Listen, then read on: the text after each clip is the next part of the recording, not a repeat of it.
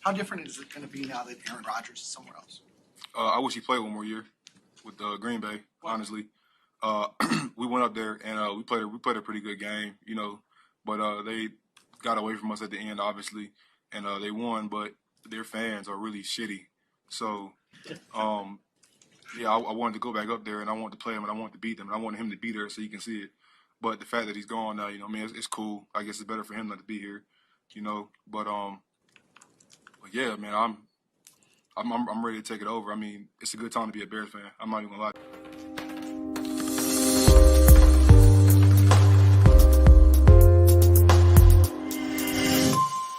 The following show is for mature audiences only.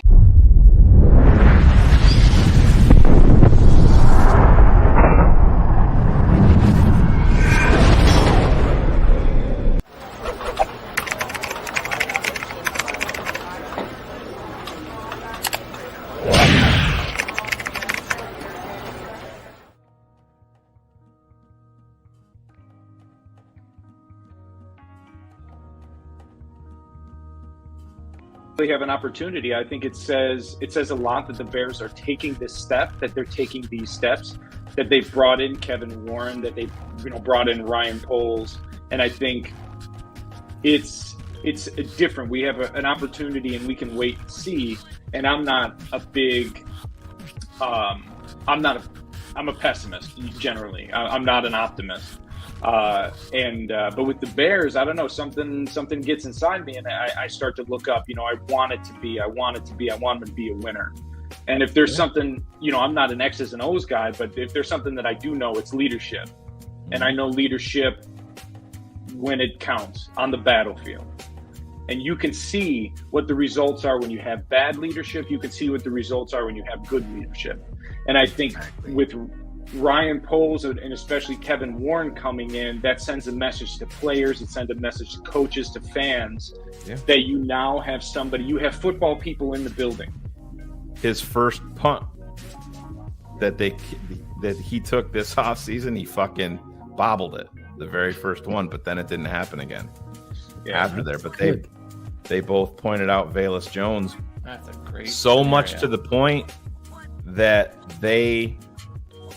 with what they saw, they both early on had him on the roster bubble and likely off of the roster. Yeah, Josh Schrock went first, and then Alex Shapiro was like, "Yeah, you're taking both my guys," because he also talked about somebody else, but he said, he did say that Velus was catching everything. He said he bobbled that first one, but he said everything else, the ball didn't hit the ground. Yeah. And he also said too that Equanimous was not really involved. Yeah, they think that he could be the odd man out because they said that there is a clear connection between Justin Fields and Dante Pettis. That there's something there. That showed all last. I agree with you.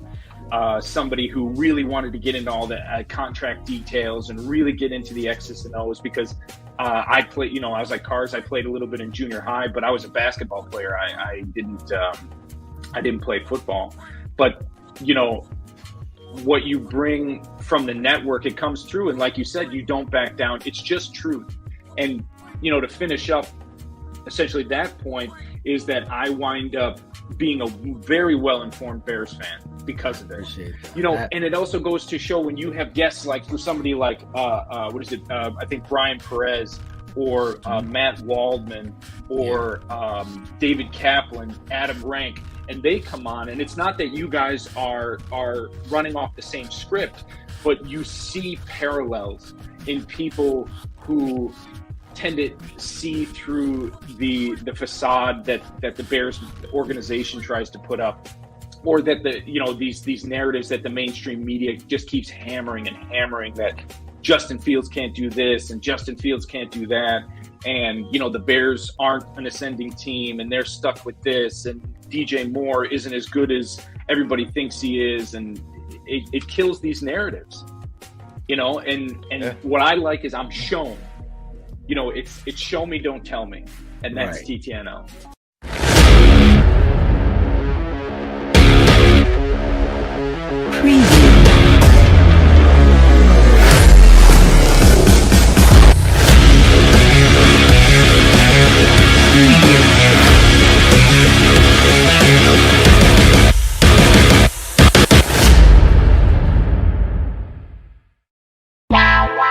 Draft Dr. Phil and the smartest man. Keeping it 100. Chicago's trading up. 100. Yes! What? Oh my God. Here it is! The tape never lies.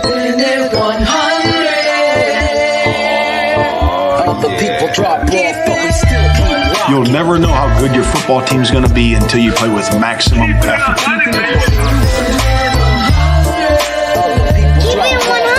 Keeping it 100. Open competition. Take over the North and never give it back. Smartest man. My Chicago Bears select Justin Fields, quarterback, Ohio State. Guess who's back? The two dudes that kept it real. Dynamic duo that you love, the smartest man in Dr. Phil. Breaking down the film, never a problem, kick it straight. Most shows focus on stats, we focus on the tape. We keeping it 100, never running east to west. We coming with that truth, cause that's what our fans expect. Cut off the freaking anchor, forward to be free. But don't you worry, Shane's got the dumbest tweets. It ain't no secret, Phil and Shane got some haters. But now them all stuck like the two and now and later. Debaters, frauds get kicked like Coach Tabor. Cuts had to be me, we added a barber moderator. Up and down, boys got you double checking. Sad sacks trolling like a fool drunk texting. Flexing on the truth cause you know they'll never change. Real, recognize real, that's what you get with Phil and Shane. Give me some fucking names. We do when we're breaking down the Bears. Fuck a play or a captain, all of the unfair. The tape never lies. The truth, you see, we laugh, we analyze, so there's no babies like Maybelline. Straight to the truth with acumen and facts. We got a sad nerd, but he's not just giving nerd stats. Car crash, big impact like Trip Sack. Every Wednesday night you got the smartest man and Phil back. Now we know you're smiling like a fat kid with fun dip. We're back better than ever and we keeping it 100. Keep it 100. Draft Dr. Phil and the smartest man. Justin Fields gets outside the pocket, puts that ball perfectly where only Mooney can get it. 1 point, 2 feet. Draft Dr. Phil and the smartest man. Keeping it 100, baby. Keeping it 100. Draft Dr. Phil and the smartest man. Keeping it 100, baby. Keep it 100. Keeping it 100. Bears never lies. Yeah, exactly.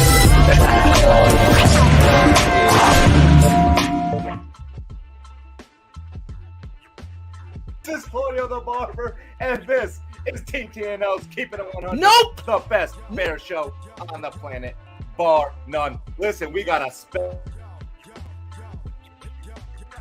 Black Hawk, Connor, but no, I'm just joking. We got the next best thing. We got the TTNL fans gonna be on this show. So let's just bring on the boys, Shane, the smartest man, Marsaw, and Draft Dr. Phil. Shane doesn't want to come on. Yo, I don't know what happened. Someone muted you. Yeah, someone muted Something. me. I think Cherie's in the background. Sabotaging. So you didn't get my Connor Bedard joke then, huh? You didn't get the any of that. I guarantee you Phil doesn't know who it is. Claude, keep on dropping his audio. Audio drops out like. Yeah. Am I dropping out? Uh-oh, that's not good. Your audio is, not your video. The audio is dropping out. Is it still dropping out? There's a booby trap for you, something. Am I good? No. Yeah, you're good now. We can hear you now. I don't know. You were now you're talking too much. We don't want to hear you that much. You went, yo. We had to imagine your yo. Yeah. It was like, well, because someone put a drop in there and said nope. Because it didn't go 35 seconds after. Really? That was like, 30 seconds later. There was nothing from me. I was just. I feel like you might be on Mars, so it's like a delay. Maybe it could be on Mars later, right? Yeah. Me and Elon Musk, we're on fucking Mars. Exactly. I'm in space. I'm in space. Can we isolate my dad just saying that? I'm in space. Yeah, big clip. Do that. I asked these guys to do a lot of dope shit. Not one time have they fucking stepped up. I gotta keep it 100. Our producers have dropped the ball for the last month. Ivan looks like he's gonna kill you right now. Exactly. Did you give me what I wanted from last week, Ivan? Shane or Phil, I told you I need more than 2 videos to work with if I'm going to go ahead and make that for you. Well, I don't know what he's talking. 2 videos. I'm lost, but Yeah, you I wanted forget. the Tyler Scott videos. I only have 2 clips over there, Oh, and they're no, less not than. those. Oh, I was talking about the drop from last week. There was a great moment. well, there's like no. 15 great moments, but Yeah, we got to find a non-copywritten clip of that audio.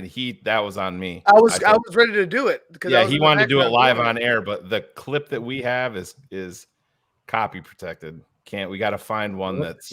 I'm totally lost. I know of the what twiddly diddly deet. Yeah, you know what I'm talking. Yeah, that's it. I was doing it live on air for you. See, under the desk. Yeah. See, look at that. Look Claudio's, at that. Claudio's 19-year-old daughter. That 17 years, bro. Underway. 17 years, Shane.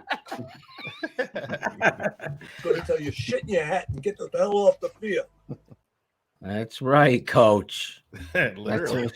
That's right. Coach that's how I felt the other day. Tell Coach that all the time. Can I get my playbook? We got a great show tonight. It's full-blown off-season mode. If you're craving what TTNL does and patrons and everyone alike, I have been dealing with a lot of stuff on my plate with the family and football season has ended. I'm glad to say the kids, the Chicago Bears of Southington, went undefeated. First team ever to go undefeated in this league.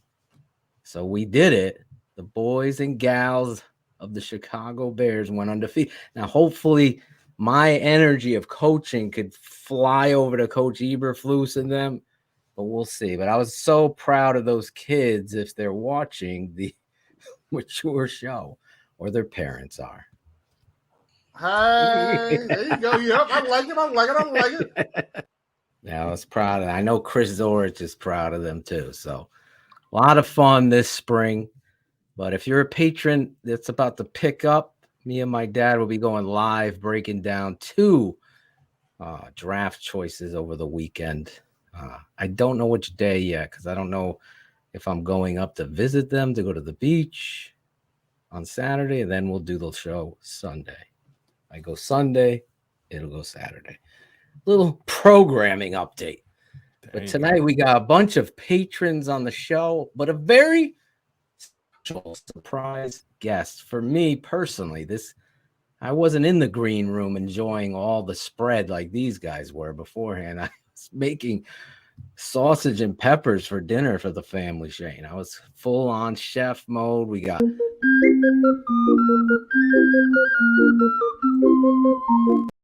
I had to throw the big olives on the pizza. I was doing it all. He does make some good pizza. Doing it live. But yes, we have a special guest tonight. It kind of came out of nowhere for me. But obviously we didn't have enough time to produce a special intro, which this guy deserves for me. Because I just will say, and he doesn't know this because, like I said, I wasn't in the green room talking to these guys beforehand, but this guy is from, like, I grew up watching this guy on television here in Connecticut, as well as ESPN, as Fox Sports, BET. This guy has a story behind him that I'm excited because I have, obviously, we always say we have no questions. This is going to be fun for me because I honestly feel like I grew up with his voice being his voice being in the background of ESPN. He also was a broadcaster, college football broadcaster. He's done a lot.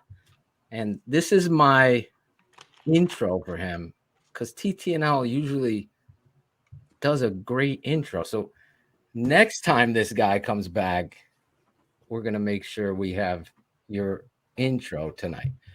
But that being said, Shane, Claudio. So, man, I fucked up, but I know Claudio didn't produce it. So let's bring him out. You know him from ESPN, Fox Sports, BET, WFSB, Channel 3. Not that intro. Not that intro. Don't bring him out yet. Let's bring him out. Big fan of this guy. And probably some of you guys are. Broadcaster, TV analyst, Chicago Bears fan, and most importantly, Shane, TTNL fan, Eric Clemens in the house tonight. There he is. All right, fellas. Y'all hear me okay? Everything good? Everything is good. Oh, man, that intro is way too... I don't need to talk now. I'm just going to slide on up. No, man, that is so... Well, first of all, it indicates I'm old. That's one. We all are, man. We all are. But, man, I think a friend of mine said, you got to check these guys out. Really? And so I go on and hear you guys chop it up about football, and you got the coaching and X's and O's angle. Now, I will tell you a secret. Whenever I call games, I didn't call as many as I wanted to, but I didn't want to know all you know. EDP. No, because you get a play-by-play guy, and he starts going, it's the counter tray, and all. My job is basically kind of to augment the action, and the analyst is to tell me what happened, why that worked, why that didn't. So I would have been like, oh my God, I can't really watch him. I don't want to say, oh, speed bump Charlie messed up again. So, but I knew enough to know they ain't blocking shit up there. Like they're line. Come on, man. Until we make some improvements. I don't think anybody thought it was as bad as it would be last year at points. I really don't think they thought they were that bad. But it was bad. And you just augmented that for me. And of course, Shane, pulling out stats from Jesus Christ dates 2007. I'm like, there's lots of those out there as a Bears I can't remember what I did 7 minutes ago, man. Let alone 2007. But it is an honor and privilege to meet and chop it up with you guys. And just be here and talk a little while. I know you got a lot of guests and stuff, but just Bears football. I just want to let you know what a great service you provide, and your passion and commitment comes through. So even if somebody doesn't like you, they love you because it's real. Right. You keep it 100, and so it's the same here. You said some stuff like, oh, that's wow. Phil's passionate tonight, but at least I know that. I might not have agreed with what you said or whatever, but you said it from the heart, and you never back down off of what your stance was. But if you change your mind, you say, hey, I used to feel this way, and now I feel this way. That's stuff, in the box of network television, you can't do that all the time, So thank you. Thank you for the intro, and thank you for all you do. So now I'm going to shut up and let you guys because I want to say you do deserve an intro here. This kind of matriculated organically with you reaching out to Shane via Twitter, and then Shane texted me, hey, do you know Eric Clemens? And I'm like, I coached a kid named Eric Clemens. And he's like, no, he's a broadcaster. I'm like, wait a second. So I Google, and I'm like, oh my God, I grew up with this dude. I remember this face on television, on ESPN, and then you went with Fox Sports. Then it was a little thinner then back at ESPN. But it's kind of surreal because I always talk about as a child how important my father being a head football coach, and that relationship that you waged. Sundays were special. We'd go to church and we'd come home and watch the NFL. And my dad's like, if you want to be a football player, you got to watch the game. You just start absorbing things from the game and learning. And all of a sudden, and he was 100% right. But the point I was, Madden and Summerall's voice on in the background was so comforting. It was so family oriented. It gives you great memories. And when I hear Frank Caliendo imitate Madden, or I hear John's voice, it just brings me there. And then that brings me to you. It's like you were that too for me here in Connecticut. Like we'd always watch Channel 3 because my dad coached high school ball, and they had high school football highlights, and my friend, all our friends, and then coach, all these coaches, whether it be basketball, and you were there talking about the local, Yankees, Red Sox, and everything else, also the high school. So it's crazy that you're here, a fan of our network, and it all comes full circle. Absolutely. I didn't write with any expectation or anything. I think Shane, I said old guy here. Yeah. A fan of the show, blah blah blah. Former broadcaster, but that's not a big deal. And just I would love to be amongst the fans and talk if you guys have room, for an old guy. But no, man, it's really good. And my cohort there back at Channel 3 was ESPN's Joe Tessitore. He left. That's right. To go on to ESPN, and then we had a GM and coaching change, and I wasn't one of their people, so they kind of ushered me out of there. And that's the way the business works. So I can relate to that when you talk about pro athletes and coaches wanting their own stamp on teams and stuff. It's a lot to it. That. It even happens in podcasts, Eric. Okay. We know how it goes.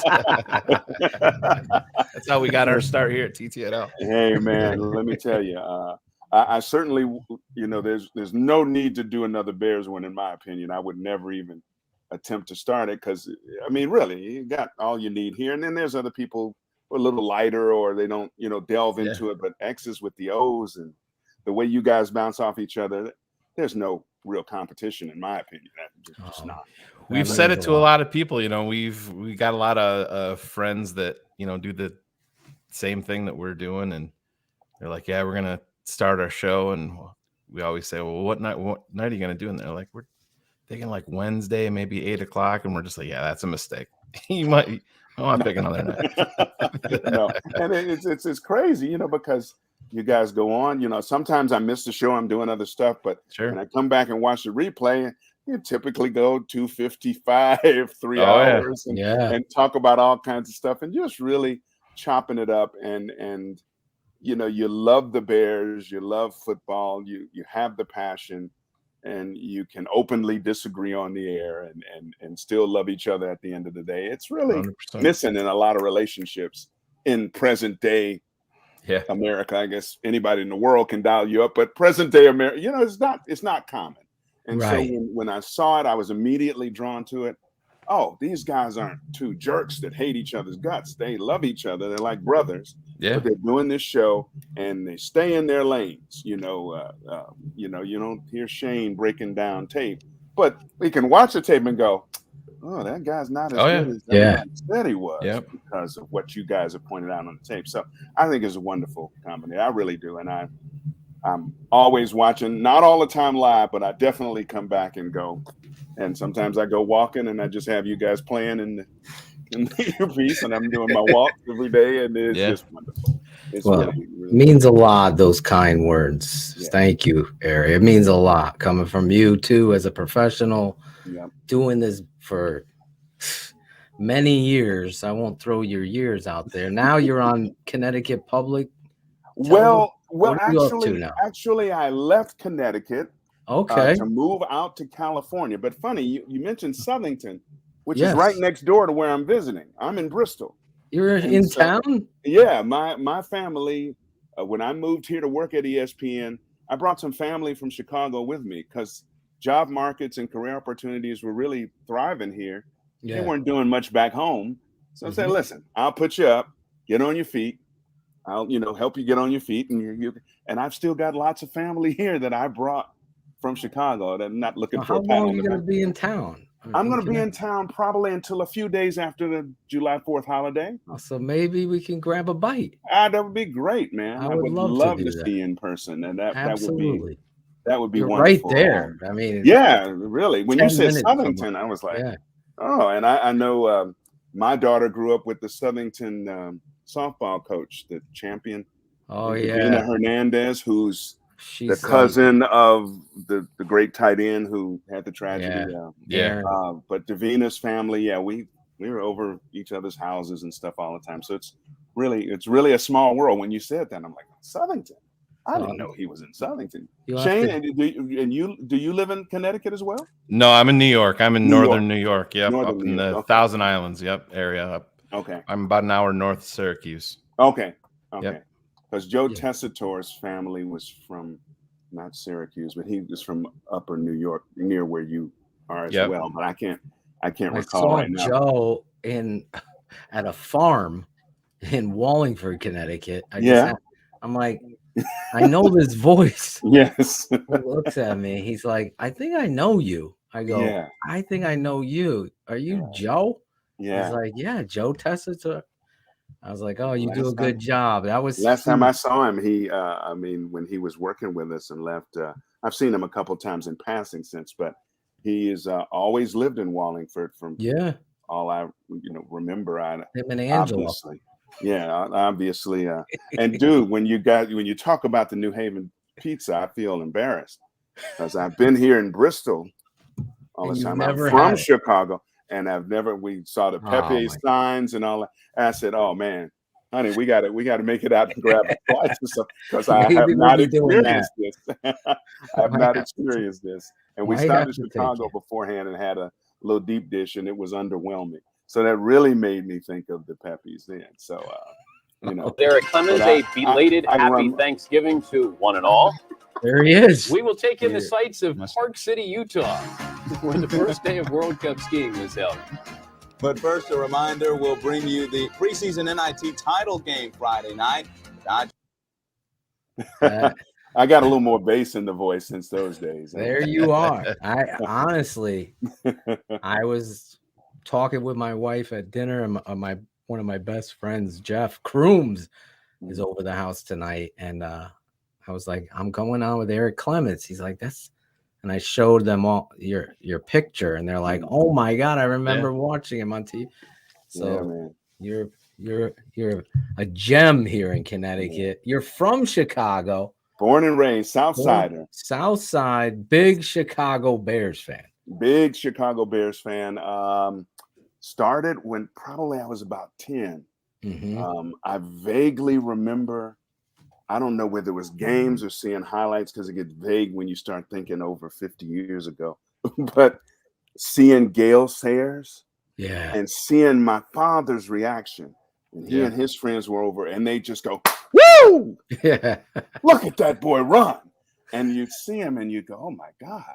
It just, even for a 6-year-old or 7-year-old, it just didn't look natural. He was running and doing stuff and you're like, nobody's touching him, but they're all around him. So I started to really follow them then as I got into 5th and 6th grade, and they were so bad. Oh my God, we had a 1-13 season in there somewhere. And they were just bad. But I remember weird stuff like Coach Dooley taking Bobby Douglas to his barn or something and having him throw through tires. And then they played the Detroit Lions. And Bobby Douglas could have been Johnny Unitas, the way he was touch passing the ball. I'm like, you need to do that every week. Every week. Of course, they didn't. And Bobby returned to his 42% completion percentage. And I have a memory of like 73. And I'm listening to the NFL draft. And, we could use a running back. I don't know. Gale was long gone, and I don't know who they had in between. But Otis Armstrong was available. Yeah. Stand out at Purdue, in Big Ten country in Chicago. I'd seen him on TV a few times. And is it a Bears select defensive tackle, Wally Chambers? Man, I flipped up in the bed. And, who is this guy? Then I saw him play. Oh, I guess that's who he is, because he was a stud. And if I remember right, fellas, again, the memory is a little thick. I think he got hurt and was never the same in a Pro Bowl game. He hurt his knee in the Pro Bowl and then would leave the Bears eventually, and he signed with Tampa or something. And I guess he passed away a few years ago. But I think without the injury, he would have been a really dominant Hall of Fame caliber player from the inside. And he was just disruptive. The late Tom Brookshire, when they did the broadcast, used to call him Mr. C. There's Mr. C again, number 60 in the backfield. I mean, he number was 60. Dudley. And I was just reading today some stuff about defensive rookie of the year. A real case why Mongo should be in the Hall of Fame. Oh yeah. That I'm like, I didn't even know he was that effective. You know, that when Oh, he yeah. retired, he led all defensive tackles and sacks. He was number one when he exactly. retired with 95. His stats, if you look at it next to Warren Sapp, who's in the Hall, Right. Yep. his stats are superior to Yeah. Sapp.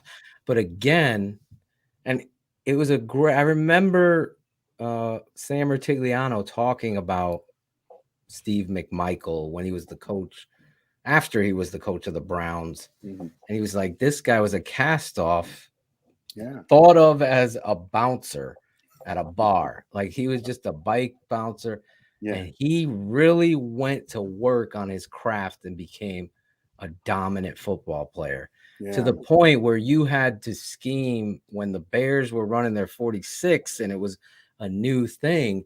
You had to be aware of him because he was the tone setter Yeah. on the front, and he got overlooked by all of the All the other personalities, and guys, yeah. thus Yeah. his, even with his statistical and with all these nerds out there, they're still not pushing Steve Yeah. McMichael. They really should. I mean, Yeah.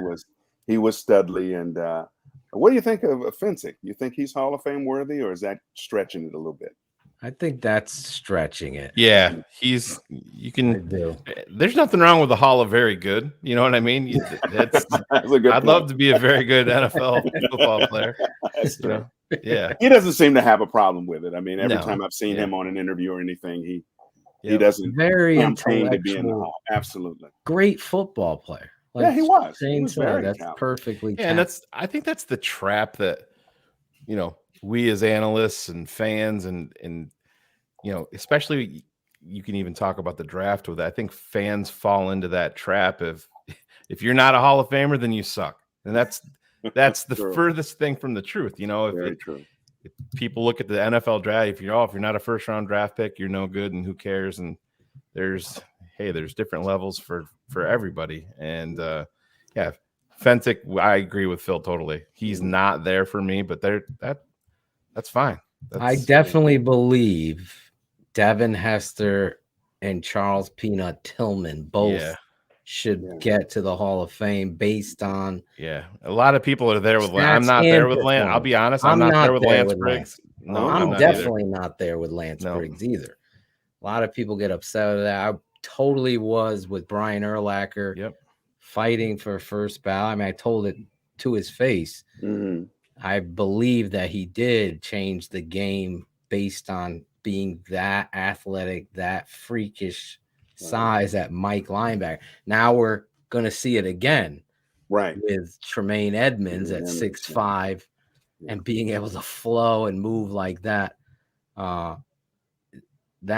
Those guys, and then of course, friend of the network, Olin Kreutz as well. I believe he is he was the best center I felt for at least 8 years when he was there, consistently just dominating and really setting the tone. I mean, you hear the players just got nominated to the Washington Huskies Hall of Fame and college football Hall of Fame. And college football. Yeah. He was one of those dudes, man, and I've worked with a few as analysts, and they go, you know, who do I want with me in any situation that could something could jump off? Yeah. Olin's one of those dudes. Another one is Howie Long, who I worked with. Another one is Ronnie Lott, who I work. These guys just had a look. Tom Jackson at ESPN. They just have a way about it. Some of the nicest guys you'll ever meet, but there's that look, that thing in their eyes. And you kind of go, oh, man, I would hate to get on these guys' wrong side, man. I mean, they're just dogs. They're just nuts. But we were always cool. I never said anything too disrespectful to anybody. So Howie Long almost a Chicago Bear. Not a lot of people know that. I did not know. What now? Have you ever watched the documentary? It's called Elway to Marino. It's on NFL No, I haven't Network. seen that one. I got to check that one out. If you watch it, it covers the 83 draft and where all the quarterbacks went. Okay. And the Raiders were in talks with, Baltimore at the time. Mm-hmm. And Baltimore wanted 2 first-round draft picks. And the Raiders were calling around. Well, they agreed to a deal with Chicago, and they gave Chicago a list of players, 2 separate tiers, and they said to pick one from each tier. And Howie Long was one of the players that the Bears were going to take. Well, the urban legend is that Pete Rozelle at the time nixed the deal because issues with Al Davis. And all of a sudden, I guess the Bears it's on there. Yeah, it's I guess Chicago called back the Raiders and said, we thought we could take 2 players from either tier. That was the way that they got out of the deal. But the, urban legend is that Rozelle said, no, Elway is not going to the Raiders because of the, Al Davis was in the middle of a lawsuit with the NFL and all that. But Howie Long was one of the players that was going to be coming back to Chicago. Yeah, he would have been a fit. People. Yeah, he would have a perfect fit. Yeah, he saw his son come here, Kyle Long. Yep, we know that story. Let's put a great, most athletic offensive lineman I've ever seen and put him at guard. Play guard. Play him at guard. Let's play him at guard. Oh, he was really good though. Even there, he was. Good. I mean, injuries really took him down. That's what took him down. And think about it, he played baseball at Florida State, then transferred to Oregon. Yeah. And decided that he was going to give football a go again. And they ended up playing him at left tackle, like I think by series, Shane, if we remember.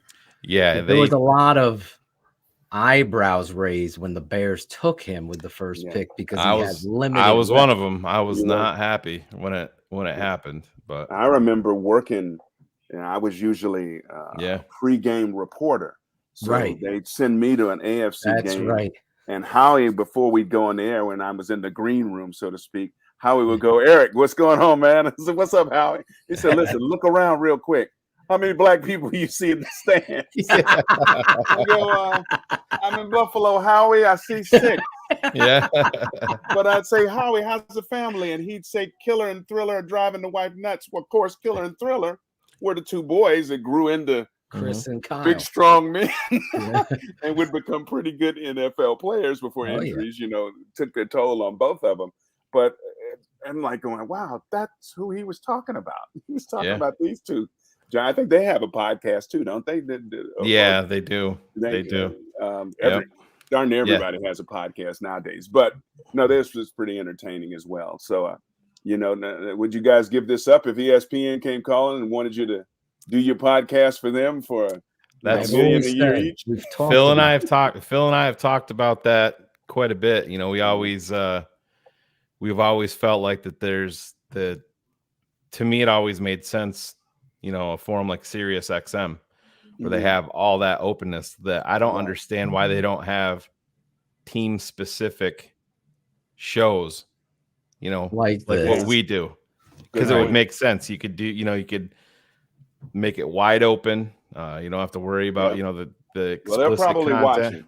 Watching. Yeah, somebody from them is probably watching. We keep on the idea, Shane. Yeah, I always have said that too. Yeah, we keep on plugging away. Like I said, our time will come at some point. But no, it's something that Phil and I have definitely talked about. If we had the only caveat would be like, I know what's his name, the punter has McAfee, and now ESPN. Right. If you sell out the creative flow of the English language or passion, if you will, like, I don't know when I'm swearing sometimes on this show, but I know if I'm on a broadcast I can't swear, I'll be able, I'll be able to do that.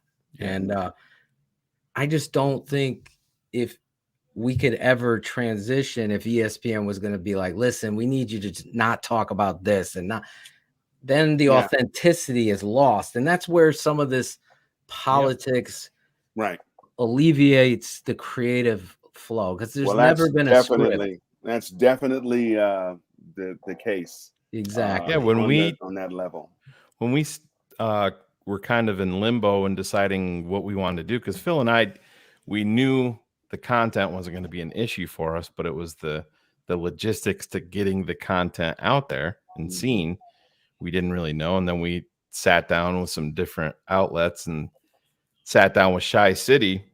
We had a meeting with them and we talked to them, and we're very, very comfortable with them. And, you know, one of the things that Phil and I agreed with right up on the, you know, right from the jump is, yeah, we will be under you guys, but at no point you're going to come to us and say, you can't do this. You can't talk about this. Cause that is a game changer for us. Yeah. Even if it's uncomfortable. And that's when we say this about TTNL, that it's not just football, you know, it's about family. It's about Phil and I have had plenty of times where things are uncomfortable, but it needs to be talked about. And that to me is a big separator of things that you don't see, because everything is so cookie cutter now.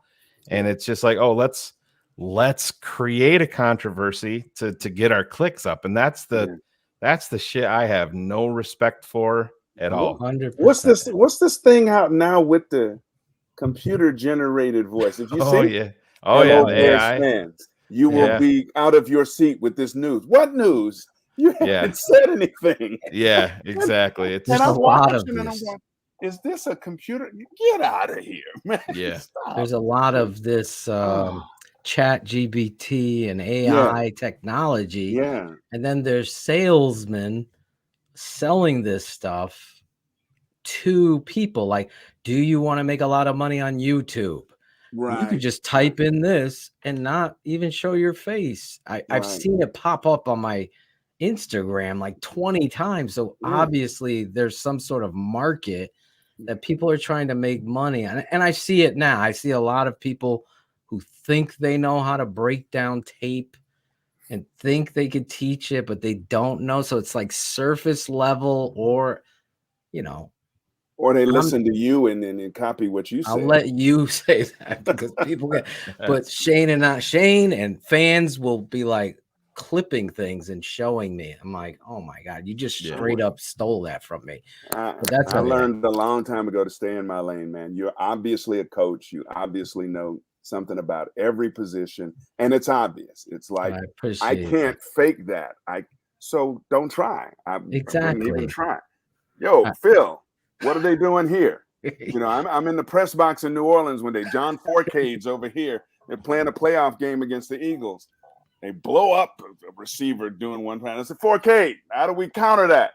And he tells me the play, and they run the play right the next time, a couple quarters later, and we just point at each other. I said, that's what I'm talking about right there. Exactly. Obviously, he knows. I don't know what I'm looking at, and I'm not ashamed of not knowing what I'm looking at. It wasn't exactly my job, and you might be able to tell I never played. I mean, I played in the streets, but you know, I think a little league baseball. So I knew early I was going to be an announcer. If I was going to be, I used to have fantasies about being a third baseman for the Cubs. And I was a communist because I was a South Side kid, but a diehard Cub fan, all because of WGN. And Jack Brickhouse was a voice and a presence I was very familiar with because he called Bears games on radio as well.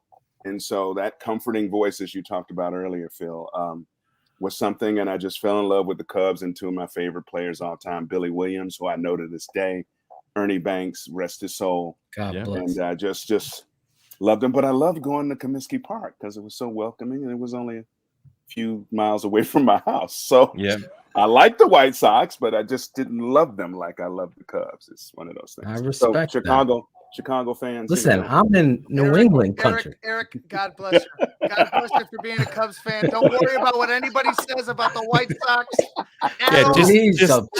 Just get out of your thought process. Neither one of you are getting Ohtani. He's coming to the Dodgers next year. The Cubs, Shane. Just stop. Stop with the bad. Stop with the bad talk. Eric, not happening. Eric, don't worry about it. I'm with you, Eric. Go Cubs. I don't even get into it, Eric. It's all football all the time, as you know. No, you're all football. You're all football, DDP. The passion is there. Let me go back. How do you? Sure, he's getting upset with you. How do you get into broadcasting from Chicago? Obviously, you head off to school, and ESPN. How does this happen? Okay, well, I guess you could call me today. You would call me a nerd boy. There's no doubt about it. I mean, I'm the kid who's out with the rubber ball and the glove, and I'm throwing the ball off the side of the building at Nerd alert! There we go. And I'm doing play-by-play. Fly ball deep center field. Clemens goes back, way back. He makes the catch, and I'm waking up my whole building. And the whole deal. And I start to realize as I get through high school, I'm not going to be an athlete. I went to one football meeting. Everybody was 6 times bigger than I was. I felt like my brother's the toughest guy I know, and he'd come home with broken fingers and toes. And I'm like, oh, no, I'm not going to do that. But anyway, I go to college, Columbia College in Chicago. I come out at a really bad time, 81. The economy was tanked. It was bad. So it took me 2.5 years to break into commercial television where, it was a good time where a lot of stations around the country were hiring Black men as their weekend sports anchors locally. So I moved down to Mobile, Alabama, where my mother was certain I would be hung by somebody down there. I didn't get in any trouble. I didn't even know where Mobile was. I didn't know it was a Gulf Coast city or anything. And I went down and we I started my career there. But at that time, ESPN was still a fledgling network, 4 or 5 years old. And they would send out word that if you have some very interesting, different content, we may air it on SportsCenter and we'll send you $200. So I did one report in Mobile. We had the National Turkey Calling Championships.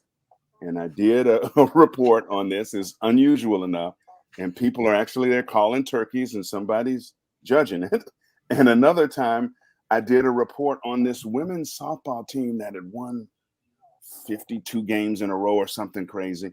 And they aired them both. So you split the money if you're an honest guy like me. And I hope my photographer's still alive, might be watching, but to split the money with him. And so we get an extra, $200 for those 2 reports.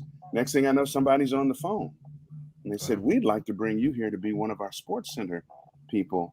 And I said, well, hell yeah. And my company said, hell no, you still have a year left on your contract. You're kidding me. I'm like, you're going to leave me here. So they did. They kept me there. They held you there. They held me there and they kept me there. But ESPN still saved the job for me for the next year. So I moved. I just had a little baby girl who's 36 now.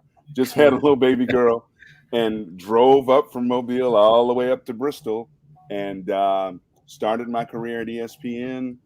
And so it was just something that kind of happened. It probably couldn't happen that way again because they don't take work from freelancers anymore. So it was just one of those lightning bolts.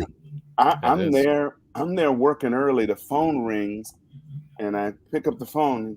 Eric, I go, yes, who's this? It's Greg Gumbel. Motherfucker, what are you doing up there? The last time I saw you, you were at Columbia College bringing me into one of the classes, and now you're in my old job. I'm like, Greg, I'm just doing my thing. So we laughed about that, and it was just a meteoric rise. And as I look back on it, maybe I could have stood to stay and get more seasoned. They might have brought me up to the big leagues a little fast, maybe. There were things I was still learning, about, negotiating my stuff. I would have never taken the stand you did with the company about it. The minute you come in and tell me, I'm like, I'm a team guy, I'm doing whatever. You tell me or whatever. And what really kind of sent that the other direction was the old regime left and they brought the newer regime, the regime that kind of just recently ended with John Walsh running things. And he had his guys. Dan Patrick was one of his guys and Charlie Steiner and those guys. The only reason I got to cover Tyson in Tokyo is because Charlie didn't want it. Really? So they brought me in and they said, Clemens. I said, what? And so well, you think we should cover Tyson? You should cover Tyson everywhere. Exactly. But what if he slips and breaks his leg, or God forbid he even gets upset and loses and we're not there? Come on. Good, you can go. Excuse me? Wow. That's how it happened. that took me into Tokyo, and that fateful night where everybody who was in a bar at 2 or 3 in the morning saw me. Okay, I guess it's not going to be Tyson Holyfield. Yeah, it's going to be Douglas Holyfield.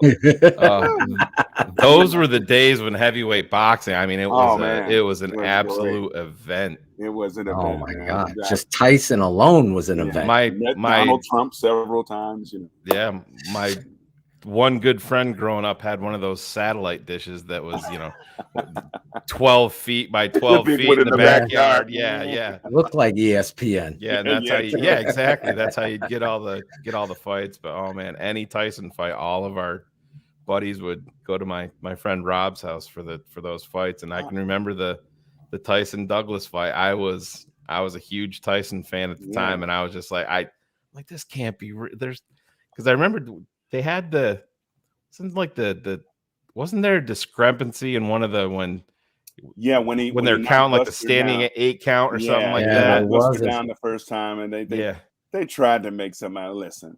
Yeah, Mike could have been on Mars by the time that fight was. He had no idea where he was. Yeah, and Buster clearly, when he went down, bang, the deal, and he listened to the count to know when to get up. So yes, the count was long, but yes, Buster was following the count of the referee. Yeah. So he was only reacting to strategy. Exactly. If Wow. it would have been faster, he would have gotten up. Yes. He was I remember shaking a little, but he wasn't seriously injured by the uppercut. And from that point on, I'm looking at Nick Charles on the other side, and we're looking at each other going, what the hell? Yeah. I mean, you could hear the punches like thunder. Yeah. He was beating the crap out of Mike. Now, let's spin back a little.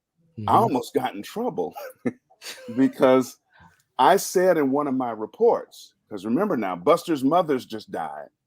Yeah. And any man, but especially a black man and mama, come on now. Yeah. He promised his mama he was going to give it everything he had and get in the best shape of his life and honor her by doing his best.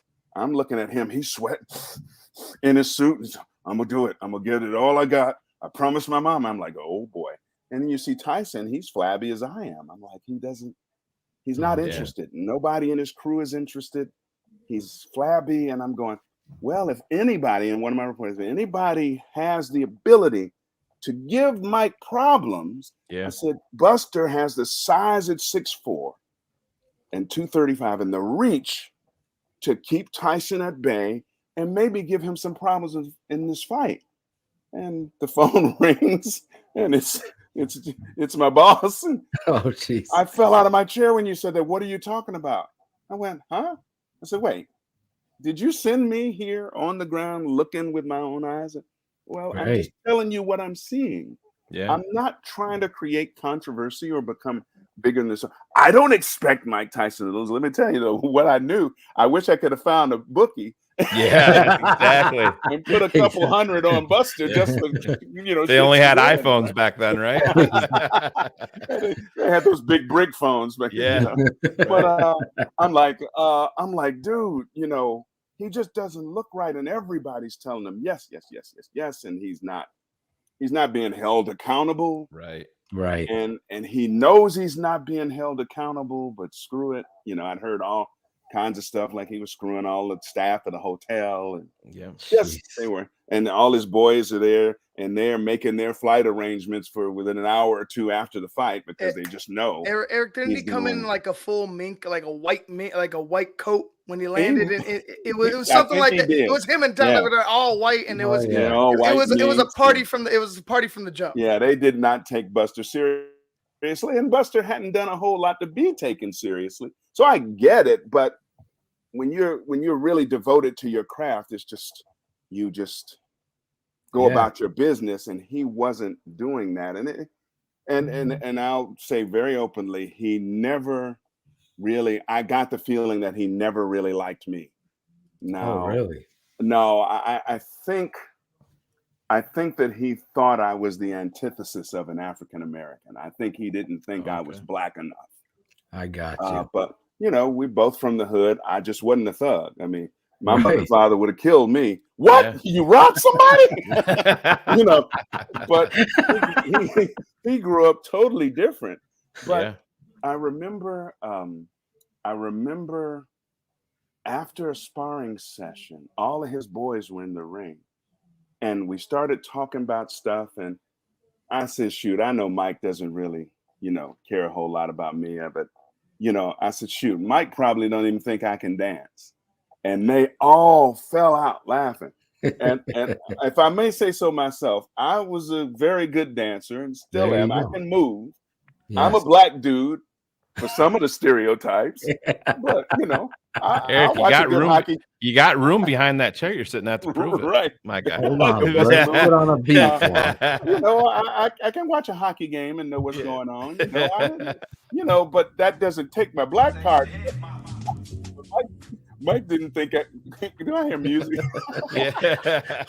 We're trying to get some Mike music. didn't think I had a black card, and but he was cordial, but with some other people he seemed to be a lot more comfortable, and that always bothered me. I was like, man, he doesn't see that I have a job to do, but if he wants to talk politics and religion and saving the world or gangs or whatever, I can talk about those things. I've seen those things. I have an opinion, but I don't think he ever believed it.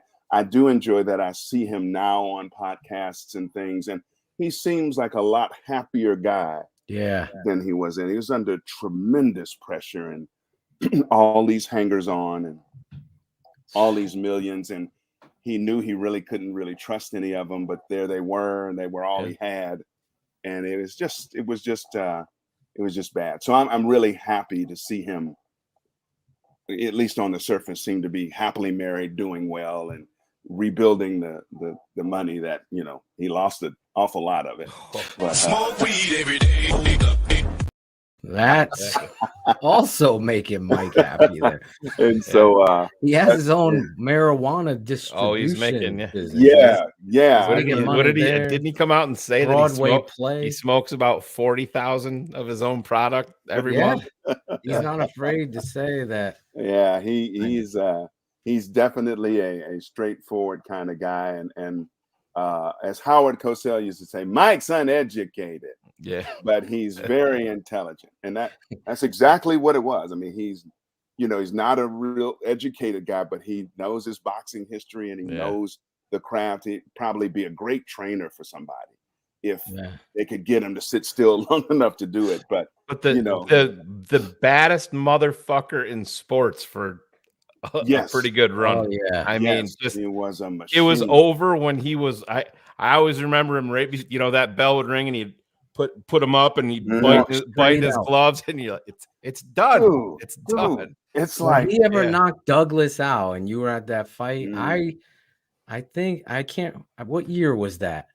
That was 1990. Yeah. So I was a sophomore in high school. Wow. And I used to sleep on the bottom bunk. My older brother slept on the top. So I was watching the fight in my bedroom, and I jumped up when Buster knocked him out, hit my head right on the fucking bunk bed. Almost knocked myself out. I bet. Because I couldn't believe it. Because he was shortest bunk bed ever, by the way. Yeah, it was. But Mike Tyson, I know I'm short, right? Yes. But Mike Tyson, man, you talk about that is the perfect way to describe it. Built like an anvil, man. Dominant. That uppercut, power. Just, jeez. I mean, I've never seen anything like it. One of my regrets in my career is I was never able to meet Muhammad Ali or anything like that. But to see him and to see, I'm sitting with who's the fella that used to be an analyst for them boxing? What was his name? He played. He was a musician.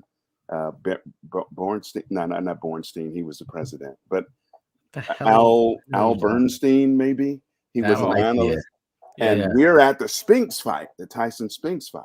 And during the national anthem, 91 seconds. Yeah. I'm looking at Tyson and Spinks. I'm looking at Spinks. And he and I both turn and look at each other at the same time and both say to each other, Spinks is scared to death. Yeah. This fight's not going to last one round. And sure enough, Spinks is looking at the gloves like going, thank God this is over. I'm not getting up. And I remember hearing some dude from Brazil. He had flown all the way in from Brazil. And he said in that accent, I just get my popcorn and coffee and the fight is over. Love it. And I'm like, yeah, that's Mike Tyson. Have you watched any Mike Tyson fights? That's Dude, usually what I'm happens. not flying from Brazil to see that guy fight, Yeah, unless I'm sure it's not starting till 11:15 p.m., and I'm going to be there 10:30 to catch him. But dude, it was just what an amazing fighter. Eric, there was a quick question. Jeff L says Tyson Fury would have destroyed Mike Tyson. I believe it because even Mike says like you said, taller boxers gave Mike big trouble, especially especially if he had a good jab. You were keeping Mike at bay. Tyson Fury, man, that sounds like a test. How do you feel? Tyson Fury would takes have been one punch though. That's would have been a separator. True. I don't know whether he would have been able to survive a good Tyson uppercut. He could kill you with either hand, but Fury would have posed some difficulty. It would have been a great matchup to see. I don't know. I don't think he would have destroyed him. I think they would have gotten some licks in back and forth. But it would be very interesting. I would put my money on Tyson, Eric. If I had to bet with the big phone to the bookie. I'll say within 5 rounds. If Tyson end it within 5 rounds. Not even that. You got beyond 3 with Tyson, and he started to become a different. He couldn't breathe as much. Yeah. He mentioned it. He had trouble breathing. So Ivan, that's really good, man. I haven't heard anybody bring that matchup up yet. They talk about what would Ali have done against Tyson if they had fought. Ali 6'3", 220, 215, great jab. But Tyson, I mean, even Ali, when he didn't speak as much anymore, looked at it. You think you could beat Tyson? He looked at it. Nah. Tyson was special. I mean, Tyson at his best, Tyson Fury at his best. Very interesting. Didn't Tyson fight George Foreman? No. Did that fight ever happen? Larry Holmes. He took Holmes. Like that was. He beat Holmes. I like thought rough. Larry Holmes died. I thought he was dead. Yeah. He went through the ropes, if I remember correctly. You guys know today is the anniversary of when he bit off Holyfield's ear. Oh wow! Is it today? Today's the anniversary. And I just can't believe we didn't have a cake for that, Eric. That was sick. I mean, that was crazy. That's how nuts he was. I mean, part of his persona, was the bully. I mean, let's face it. I mean, there wasn't too many people he thought could do anything to him. So once the guy stood up and took the punches and came back and took punches and clinched and did everything and punched him as hard as he was being punched, that did some stuff to Mike's psyche there. So I'm wondering if they fought 10 times. Would Holyfield have won 8 of them? And it's weird because Mike always spoke about that psychological walking into the ring, that intimidation. Like the guy's beaten before he even is walked into the ring. Like you spoke, Spinks is scared of shit. Spinks is scared of shit. He looked like you and I would look if we were in there. Exactly. So like he talked about that, but like you had mentioned with Holyfield and those longer fighters, he had to think again because now you can't just do what you want to do because they're just jabbing you, keeping you at a distance. So he's not the same guy either because he's not doing the head thing as much. He's not as disciplined a fighter because now remember, during that time, he's got all these yes guys around him and nobody's holding him accountable.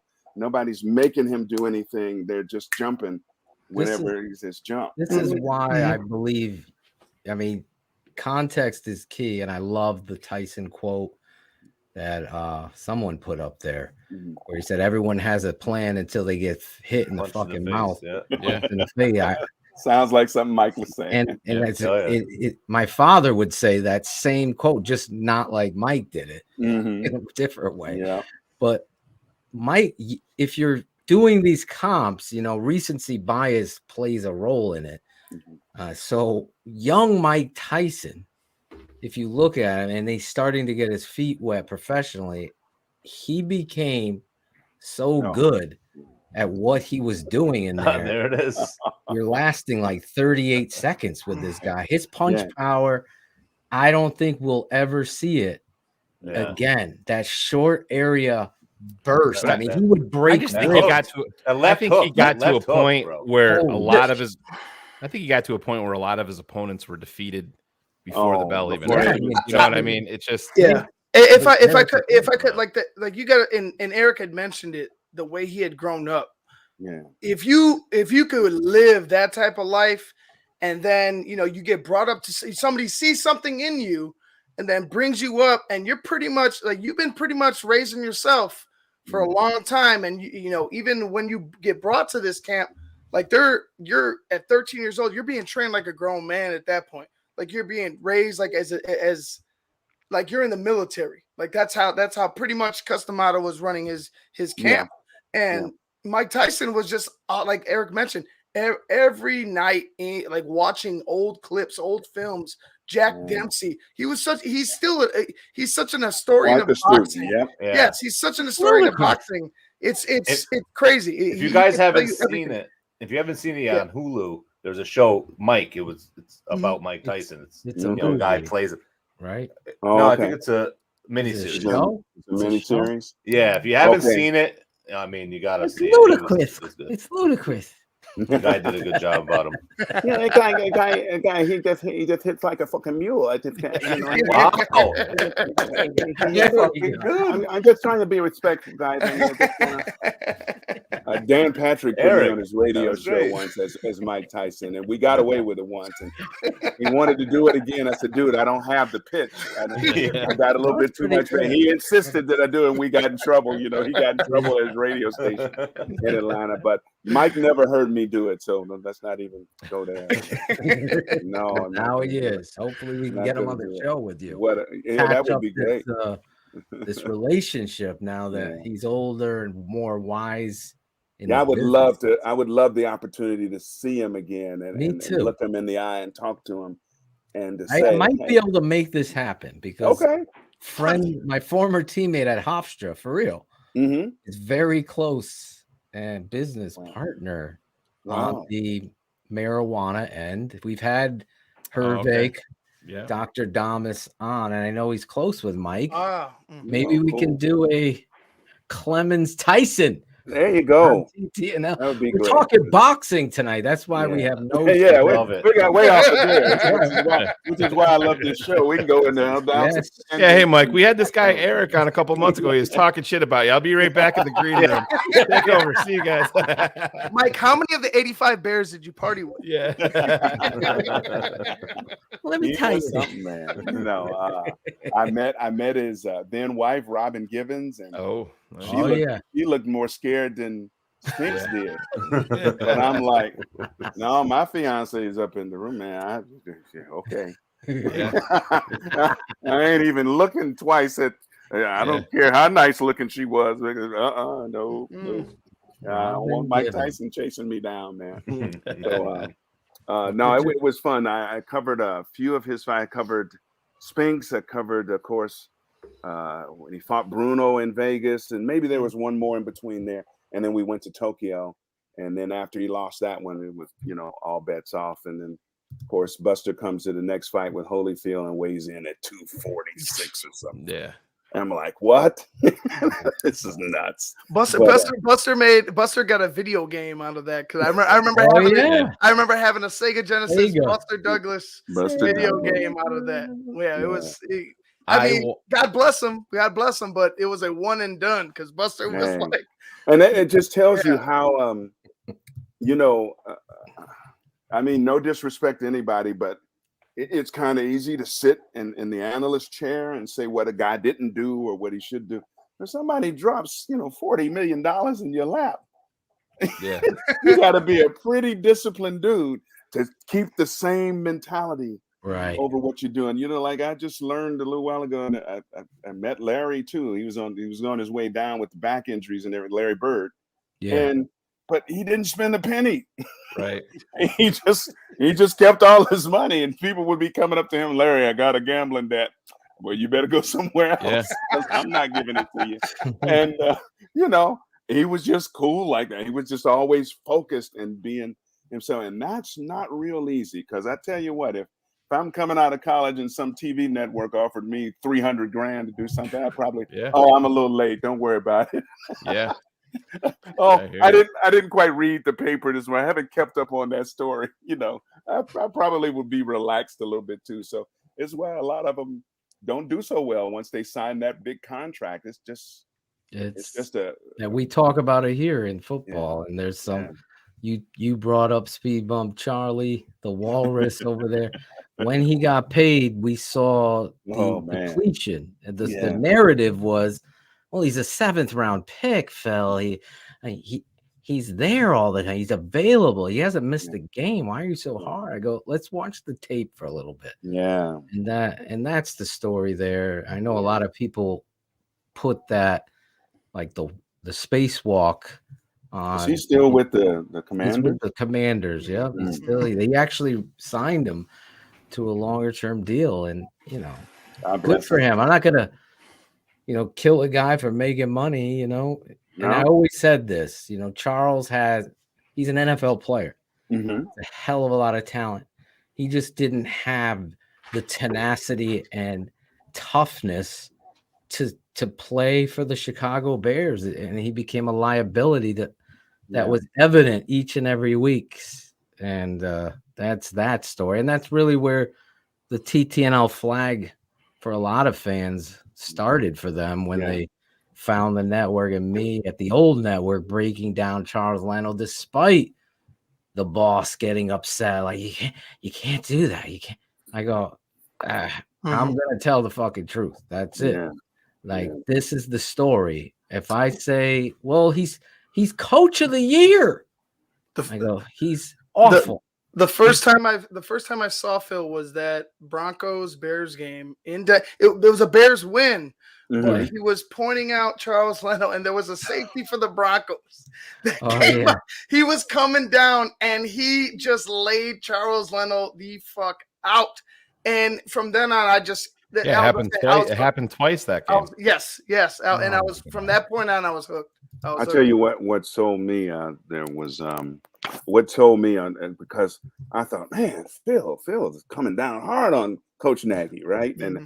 And it's halftime, and they've had a special teams play and some kind of gadgety play, and they're up on the Packers at halftime, and they put the mic in Coach Nagy's face, and he says, "I'm having fun." And I went, "You shoe salesman." I'm like, what is that? You're supposed to tell the reporter, okay, we just got to keep this up. We got lucky. We got a couple good special teams plays and whatever. Exactly. Now we got to do X, Y, and Z. I'm having fun. I'm like, oh, no. Phil was right. I take every of my little thoughts back. I thought Phil was being tough on the guy, and I'm not. He's a salesman. Get him out of here. Well, I was done after that. I forget. Was it a Sunday night game or Monday night game? Could have been. I think so, yeah. And I'm like going, who is this guy? What are we talking about? And I'm like, but Phil had been preaching it ever since I've been watching the show. This shoe salesman. Oh, Phil, you've been tough. No, man, you weren't. Yeah, that's what we preach here. Yes, sir. Listen, we love the game. We love the Chicago Bears. I'm not gonna, and I've always said this. And Alex Acevedo, the swag man, has always. I don't cherry pick when I would cut tape to break it down. I just watch the tape, and I'm like, this is a great. I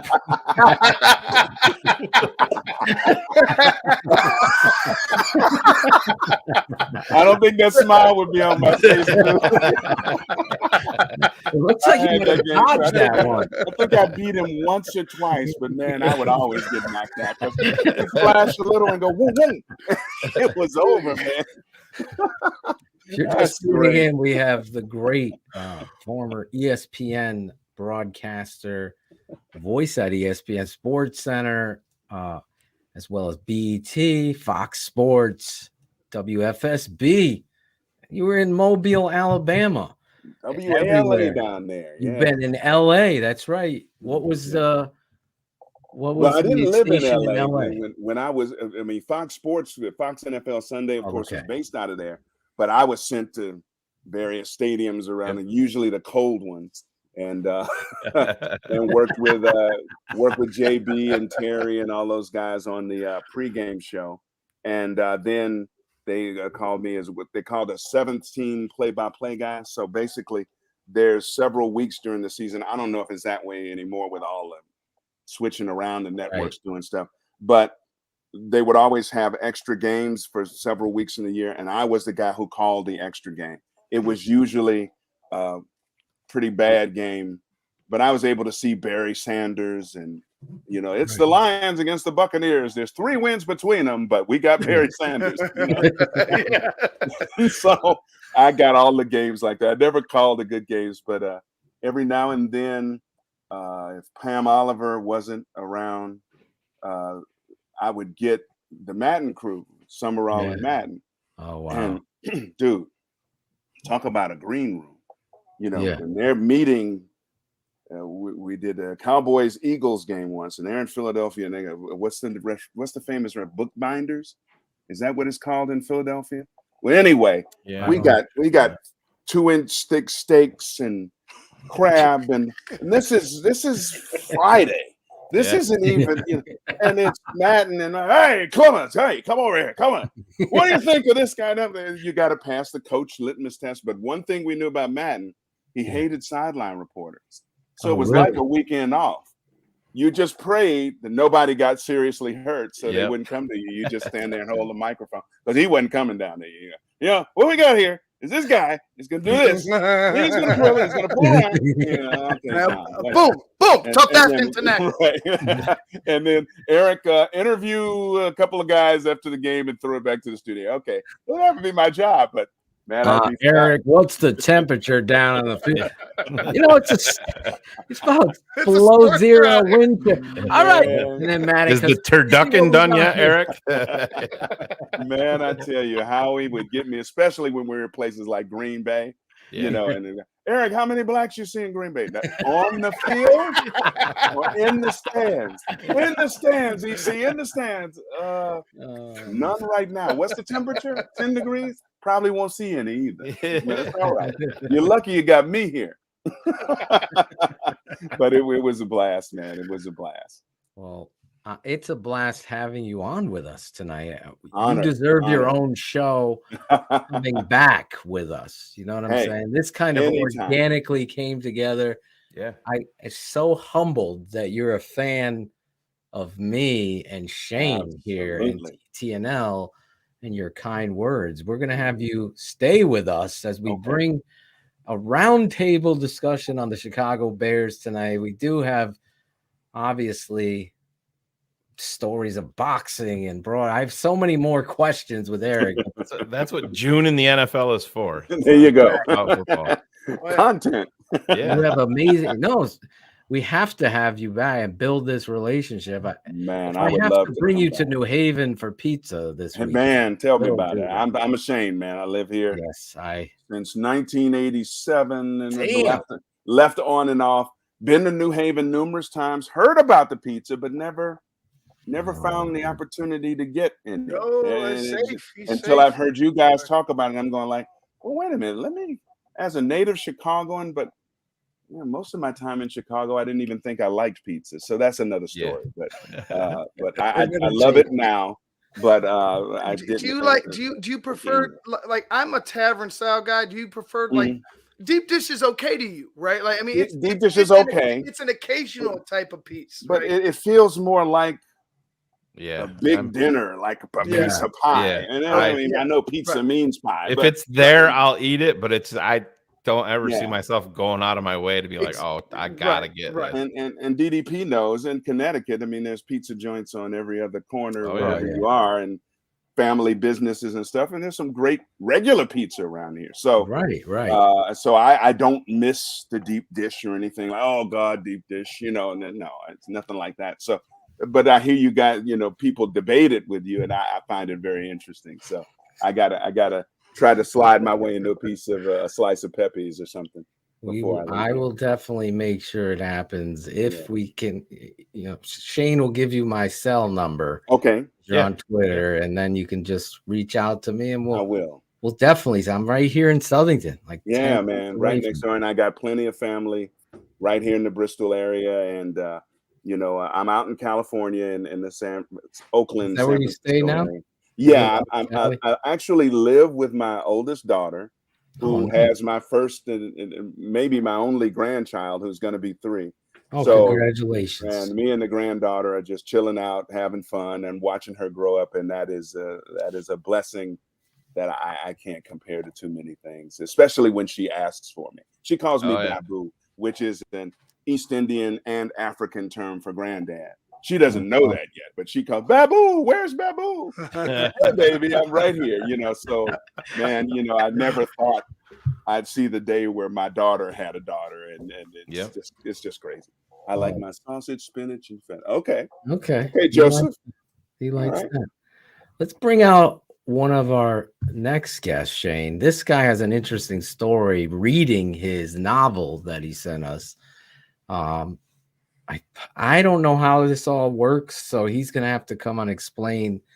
I guess he is an actor, and he went to China and he got a part on a TV show in China. Kind of left the U.S. behind. It was Chinese porn. We'll let him talk about it. His story is interesting as well. Let's bring him out. George, I don't know your last name, George. You're on mute. You're like Claudio.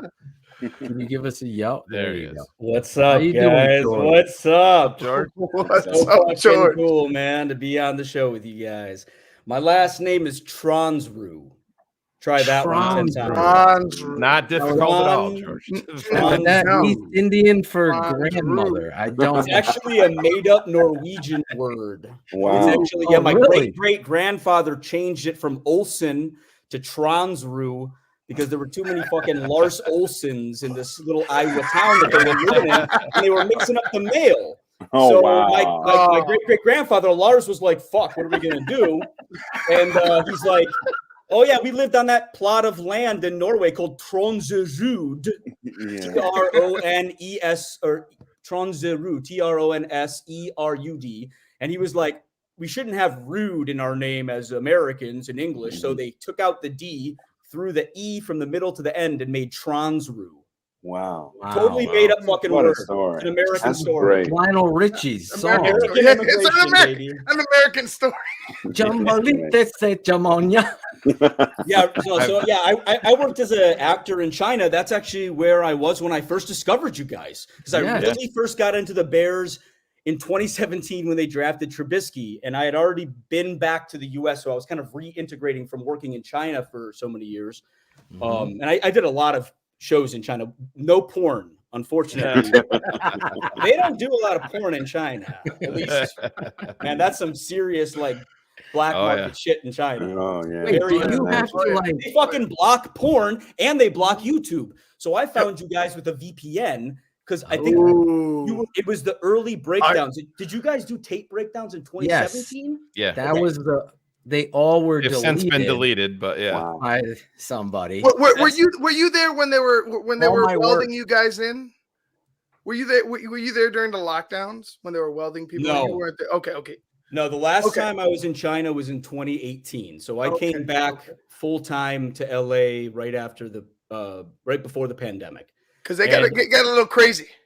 Yeah, and I haven't been back for 5 years. Is the longest period I haven't been in China since I first went there, like in 2007. I first went there in 2007, and that's when I lost touch with football. And it's TTNL that helped bring me back. And fucking Mitch Trubisky. Yeah, you saw the old tapes breakdowns that I used to do, but it was called The Tape Never Lies. Yep. Draft Dr. Phil's The Tape Never Lies. We were telling this story last week. That's how it changed when we left. Shane's like, dude, we're going to call it what everybody found the old network through that video, your video breakdowns. It's like the best fucking title ever, guys.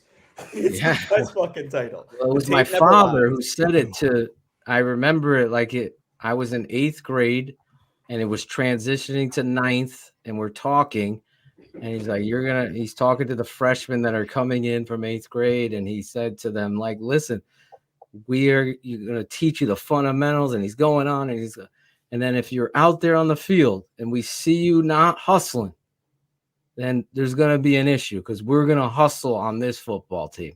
And I'll tell you what, the tape never lies.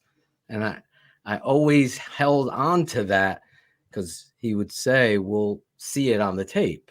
And wait, how old were you when that happened? I was going into 9th. So I what was I? 14, wow. That's 13. the origin story, huh? That's the origin story. It's an old fucking that's phrase. the origin. The tape never lies. You even have coaches, and that's what the GMs are saying. The tape never lies. They're quoting your network. I know. It's great. I appreciate it. You even got the NFL Network sometimes. I mean, we have Adam Rank, obviously, always giving us a shout out. Yeah. But some other people on the network would like to drop the line too and not go ahead and acknowledge. So it's funny, like we're so friends with everybody. Yeah. But it's like whoever's in charge of them can't say, let's bring Phil and Shane on ESPN 1000 and let them talk. Because the whole world would walk, and then why aren't they doing? We know that, and Eric knows that too. And it's media politics, such a political thing, and I will never sell out to this surface level bullshit, no matter what billionaire is gonna. If a billionaire is gonna say, it's like doing TV shows in China. Yeah. Let's go back to that. How do you? No. I want to talk about you guys. Chinese.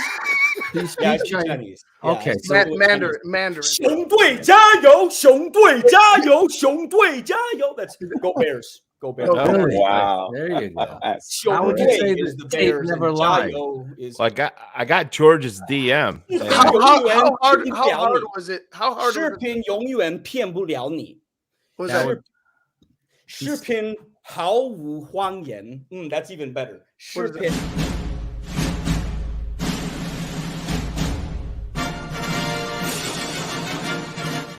Who's hitting this button? I just He's saying the tape never I lies. know. You asshole. 毫无谎言。Yeah, that was 视频毫无谎言。That's it's a difficult phrase. It is a difficult 毫 phrase. 无 Wang Yang. Yeah, but that's Wang Yang. 视频 Jesus Christ. We're gonna have to clip all of this for next Oh week. yeah, Nobody's let's gonna know what the fuck. we're doing all this. Here, let me give you a soundbite. Here. Let him do it by himself. All right, hold on, wait. Give him the stage. Yeah, there you go. There you go. Give him the stage here. 欢迎大家，你知道这个平台叫什么名字呀？视频毫无谎言。 Oh, we gotta put 这个名字有点长，但是我们一会儿就剪掉了一点点。That's it. Look at this. There's a swagger to China. That was like a rap. Yeah, there it is. There's a. I'm an actor in Chinese TV shows and films. That's like what I've been doing to make money for the last like 5-6 years until I moved back. And now because of COVID, it's been really hard to go back. The TV and film industry has been continually going, but it's had ebbs and flows. I won't be talking about fucking Hitler, I tell you. You know what? Man, I fucking talk shit about Hitler in Chinese because in China, there's a lot of pro-Hitler vibes. They like, Really? They're not anti-Semites. They're just right. They're just like, oh, he was very successful in what he did. I was like, oh, so I'm like, oh yeah, he was successful in killing his policies 10 million and people in the Holocaust. The way he ruled. Chinese were involved in He was an thinking emperor. Yeah. Just saying. Wow. So, all right, but George reached just real quick. George reached out. He's a patron. He sent me a DM, and I got a chuckle out of it because we had our patron on last week, Rob. And I'm like, man, this motherfucker sent a DM. It's like literally 17 pages long. So I'm like, George picked up the blueprint. George's like, fuck it, I'm going 18 pages. I call Phil. Oh shit. I call Phil and I'm like, yeah, George picked up on the blueprint. So we're gonna have him on. So he sent the nice long DM. But yeah, go ahead, man. Talk about it. I mean, so being in China, yes, I realized how much a part of my love of football was just socially conditioned. It's a byproduct of being an American, being my father's son. My father was a football player, taught me about football. Growing up, I grew up a fucking Cowboys fan during the Emmett Smith. I always had fucking 22. See me repping Demo, even though he's Cowboys fan, dude. Yeah, dude. I was a Cowboys fan and a Bears fan, but you got to understand, my uncles were in Dallas, and so they took me to fucking see Troy Aikman and Michael Irvin and Emmett Smith and Daryl Johnson, all those fools. And I think I went to a Bears game and a Cowboys game when I was like 7 or 8 years old. So, they put football in your life. So definitely. Yeah, and the Cowboys were America's team. And I was a running back. I loved Emmett Smith. I was a huge Emmett Smith fan. He's still like my favorite player ever. It's got a lot of heart. Right. Yeah. But yeah, so but then I eventually became a Bears fan around like Urlacher years. Call me a fair weather fan, but I started to get into Chicago like in my high school years, the Bears. But then when I was in China, I just completely forgot about football. I just couldn't have existed for me, and I wouldn't even noticed. And then when I came back, like I went back and forth between the U.S. and China for many years. Mm-hmm. But when I finally started to reintegrate, because China is like a whole different fucking world, man. It's like going to an alien planet, and like the language, you hear me when I speak it, I'm like a totally different person, right? It's like a whole different dimension of reality. Yeah. 对，就是中文就是这个意思嘛，就有完全不一样的一个感觉，但是这个 like that's it, I can flip the switch because I went back and forth. So anyway, when I started to get back into the U.S. culture, that was right around Mitch Trubisky years, and I was starting to get into American culture and relearning it as like an outsider from China, and like reconnecting with my roots, And that's when I started following the Bears because I was the thing is that I'm a huge Chicago fan. I fucking love Chicago with all my heart and soul. I used to be a tour guide in Chicago. I grew up in the suburbs of Chicago. I've lived in the South Side. Hey, bro, where are you from on the South Side? Mr. Clemens, dude. It's an honor to meet you, by the way. Great. What a tough guest. Same here. I lived mostly a little bit west of State Street, 7300 block, South Inglewood. Hartford. That's Inglewood. Yeah, that area. Right? We're very close to Inglewood. I forgot. Yeah, I think that is still the Inglewood area. Yeah. Mm-hmm. Yeah. That's some real shit. I lived in Brighton Park, 47th and Kedzie for about 5 years, and then all over the city. But so I started to follow the Bears, and I liked Mitch Trubisky, and then I started looking up Bears content. And I found you guys, and it was like a light bulb went on. Like the intelligence, the truth, the spot on analysis. But I think and I think there's two things about TTNL that I love. The intelligence that you guys all have, like the intelligence about the game, about the players, about the insides and the outs of the whole fucking organization. And then like the people element, like not only like with the Bears, like understanding the people, the personnel, even the coaches and McCaskey and Virginia and all that, but like your people, you guys are all focused on people, about love and relationships. And like, that's what it's all about.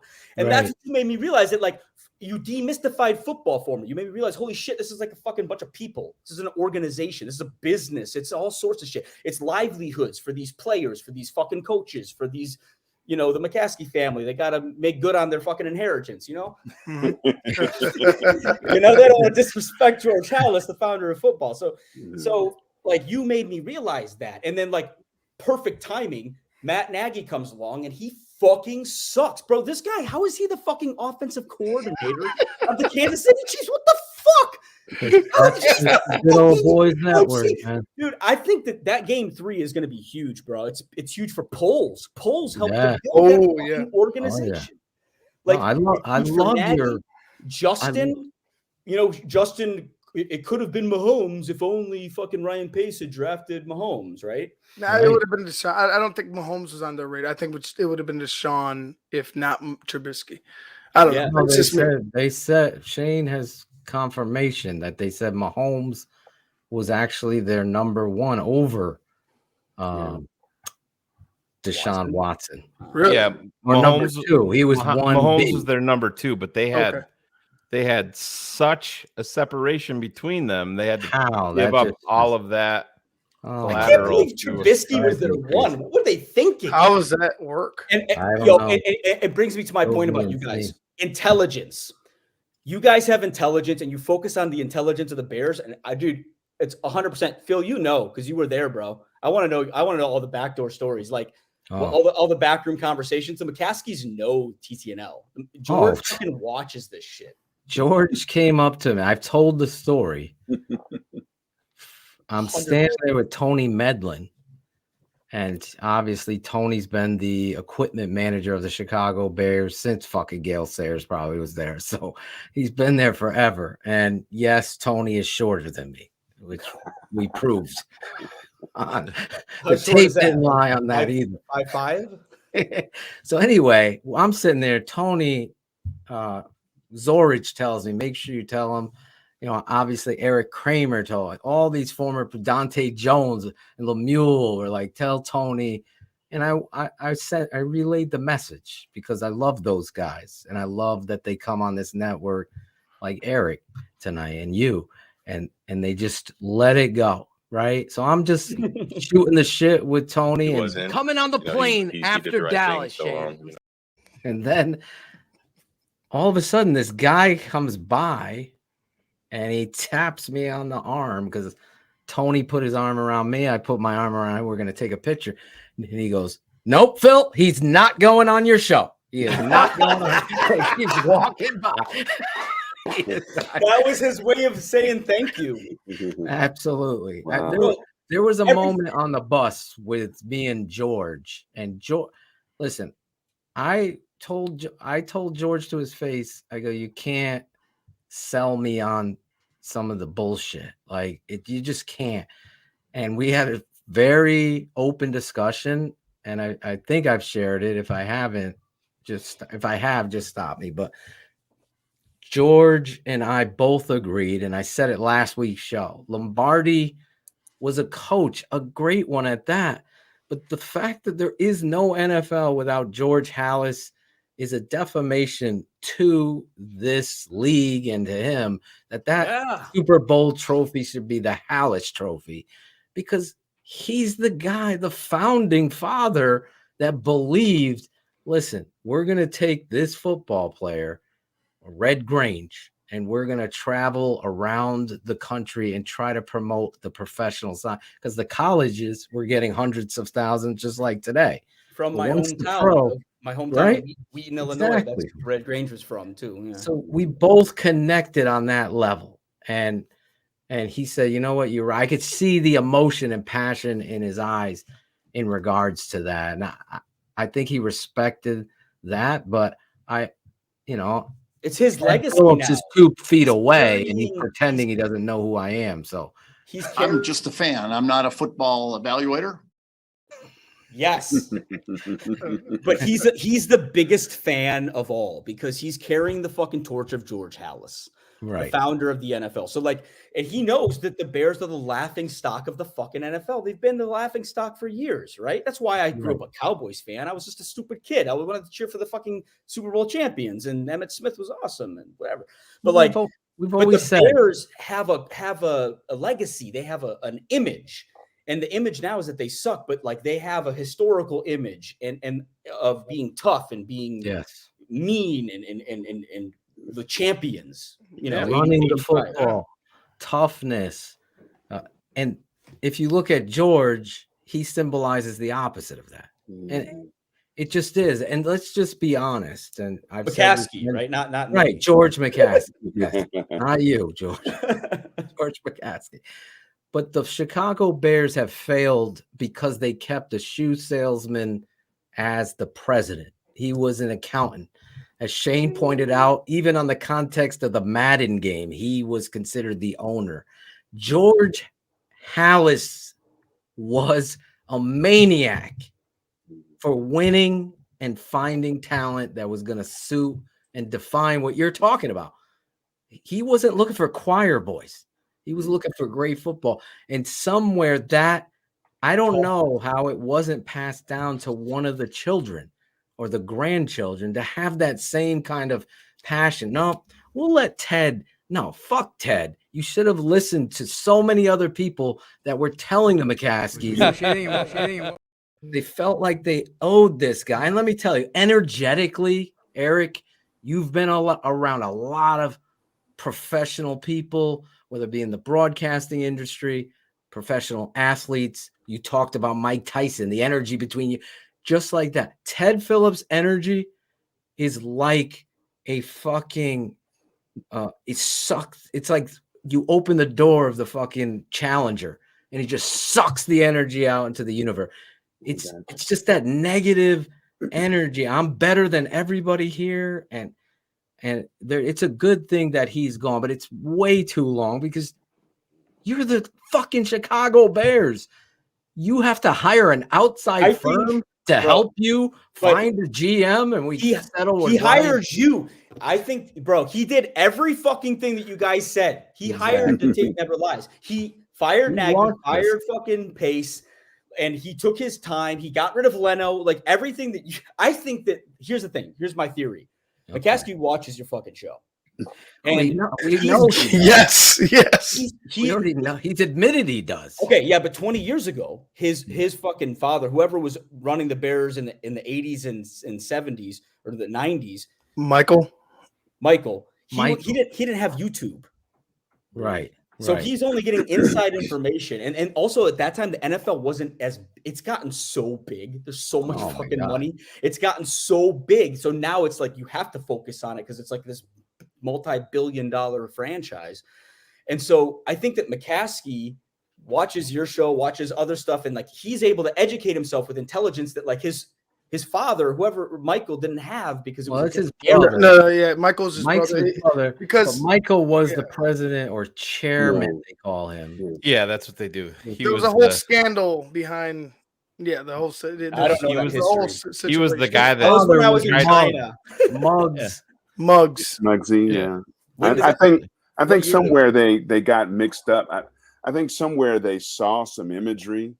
Yeah, and the better teams in the league with Landry and everybody with the tie and the hat and there's a way to go about this in the proper manner. They forgot that those guys found killers to be on their team and play on their defense, or winners to play on their offense. They reach into their past way too much, and I understand they're the charter franchise, but I always laugh whenever a new coach comes in. Tony Medlin presents him with the script B that I'm wearing right now. And says, this is the hat that you're going to be wearing on the sideline. I'm going to wear whatever hat I want to wear. Right. I'm done. I don't need a connection to the hat that Papa Bear wore because our history's been abysmal for a long time. But that's the settling on the Bears and all of that shit. And I know people get fired up about that, but let's turn the fucking page from all of that. And that's, I think it's being written. I really do feel like it's doing that. I really feel like it started. Yeah. Even when Pace and Nagy were here, they ended up fucking it up. But I feel like everything. I feel like the Titanic shifted a little bit away from the iceberg the night that they made the move up for Justin Fields. It may not have been, the huge jump, but it was a course correct. And sometimes, it takes a long time to turn a big ship. What are they thinking when they say to Justin Fields, dude, you're not even going to touch the ball with the first team. You're not going to. It's because they fell into the trap of this is what we did with Mahomes in Kansas City because he didn't do it at all until the final week of the season, and that's Andy Dalton. Alex Smith. Right, I was good. I was good with them just because they didn't have anything prepared around him. Well, if that's the way that it worked, if that's the way that it worked out, that's the way that it worked out. But there's Andy Dalton and Nick Foles were never good enough for me to say you have no shot to compete, and that's what they did. It goes back to Trubisky and Glennon. Yeah, we all knew Trubisky was better than Glennon, and I mean, it wasn't even close. And you paid Glennon all this money. This has been the Chicago Bears politics, but not anymore. Performance should always reign supreme, no matter what Ivan's trying to sell at that point. It should have been best man win. That's what football is. That's how you lose a locker room culturally. The Chicago Bears have hired Mark Trestman, pussification. What was I selling? John Fox about it worked out. It should have been a competition right out the gate. Who said that? And that's setting the tone. I thought you were saying it shouldn't have been a competition. What are you I mean, talking he should about? have at least had one first Are you, team. are you talking about? With no. Justin Fields and He Nick said if it Foles. had worked out that he No. didn't take a snap, it would have been fine. I didn't want him to get on the field because I wasn't trusting the coach or the team. Oh, I was fine wanted with him on that. the field Yeah. in a competition to show competence as a coach. But because I see what you're saying, history, I didn't know who Matt Nagy was.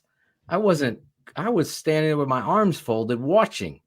And then I saw all the errors and there's no accountability. You can't tell me there's accountability. They didn't even watch tape. They didn't watch anything. They didn't watch with the team. They didn't hold any of the play. I go, this is another mistake by the Chicago mic drop Bears was front the office. Cleveland Browns game, Justin's first start. I mean, how that. Oh my God! If I'm McCaskey, I don't give a shit what happens. I walk down into that locker room at halftime of that game, and I'm like, "You're fucking done." Right. Whoever's next in line will have it. You're my interim. I mean, come on. Right. What was his name? The guy from Cincinnati, our OC? He's gone. Who's our OC? Oh yeah, what was his name? Laser. Bill. Oh yeah, Laser. Bill Laser. Bill Laser. Wow. Bill Laser Forgotten him Pointer. already. Yeah. But my whole thing is that George got smart and hired Ryan Poles. I love Justin, I love Flus, but to me, it starts with Ryan Poles. Ryan Poles has completely shifted this whole organization, and he has gotten the fucking keys to the kingdom. And he's trying to recreate that image of the Bears. He's trying to recreate. Yeah, we're going to build on that 85 tough, dominant Bears spirit, but we're going to be a championship team in the modern day NFL. And he's smart as fuck. Talk about intelligence. That's who they hired. Yeah, I want to know, is anybody else doing what Poles is doing? Is he the NFL equivalent of the guy from fucking Oakland, Moneyball guy? I think you're Billy Bean. I think you're a little bit ahead. I think you're probably a little bit too excited. You're a little bit too excited, George, because I think early. Yeah, they have to. Exactly. A lot of it's going to come down, and like I said, everybody calls this a make or break year for Justin, and I don't think the Bear, if he doesn't become a superstar, I don't think that the Bears are exactly going to move off of him after this year. I just don't think that they are. But I like Poles. I like Eberflus right now, but they're still they still have to show a lot. Have to. I mean, a lot. Well, I mean, yeah. Yeah, They have and to it's prove. My question is basically: is Poles modeling his approach to building a roster off of some other GM, or is what he's doing? Because it seems like pretty innovative. I don't. He follow has. other I know a lot of people partner in crime in Ian Yeah. Cunningham, and that. Right. I think that relationship should be pointed out a hell of a lot more. How step for step, Yeah. how much they. It would be like me and Shane bouncing shit off each other. Let's make the right I decision. think The checks Cunningham- and balances aren't going to Ted Phillips or some bean counter that's talking about, well, he's available every week. Now we have Kevin How does his Warren. tape play? Yeah. And we all, not 4 days before the draft, but weeks on this network pointed out Darnell Wright and the need at offensive line, not wide receiver. Then they pull off a For Jalen trade. Carter. People were still talking about wide receiver. Then they're talking about Jalen Carter. Then this network's battling that. And just like you said, you can't hide the history of what we're analyzing here. If I was to get a shot, I would be too hard for them to hear. But that's exactly what they need. But I People like think that. I think that they are very content with the slow play. They're not, I look at the Bulls when AK got here, and They're talking about championships. They're kind of they're very vocal. I love how they did that. Yeah, with but that's every fine. They're franchise. not talking about. I don't think That's coming I from think, the locker room. But we talking about Yeah. the Bears or the Bulls? We're talking about championships. The Bears. The Bulls aren't going fucking. Oh no! But what I'm saying is when Bears. when AK got here, everything was about building through the draft and the slow play, and then they made the Vooch trade and everything. Oh, you're talking basketball. Totally. No. But I'm Like, who's saying with the AK? comparison to the Bulls. On an analogy, Yeah, Ryan Poles isn't shifting. He's not going out and saying, "Oh, we need a wide receiver and D Hop is available. I'm gonna go make that move immediately." He's stingy as fuck. He's so stingy, bro. He's frugal, man. But he's like, fuck you to your ego. Like, he's a boss, bro. Yeah. He's running the show. Like, who else does that? I don't know. I feel like he's kind of one of a kind. I don't know enough about GMs, but I feel like Ryan Poles is kind of like. I think he's doing a good job. Yeah, I think he's very content, and I think he's got.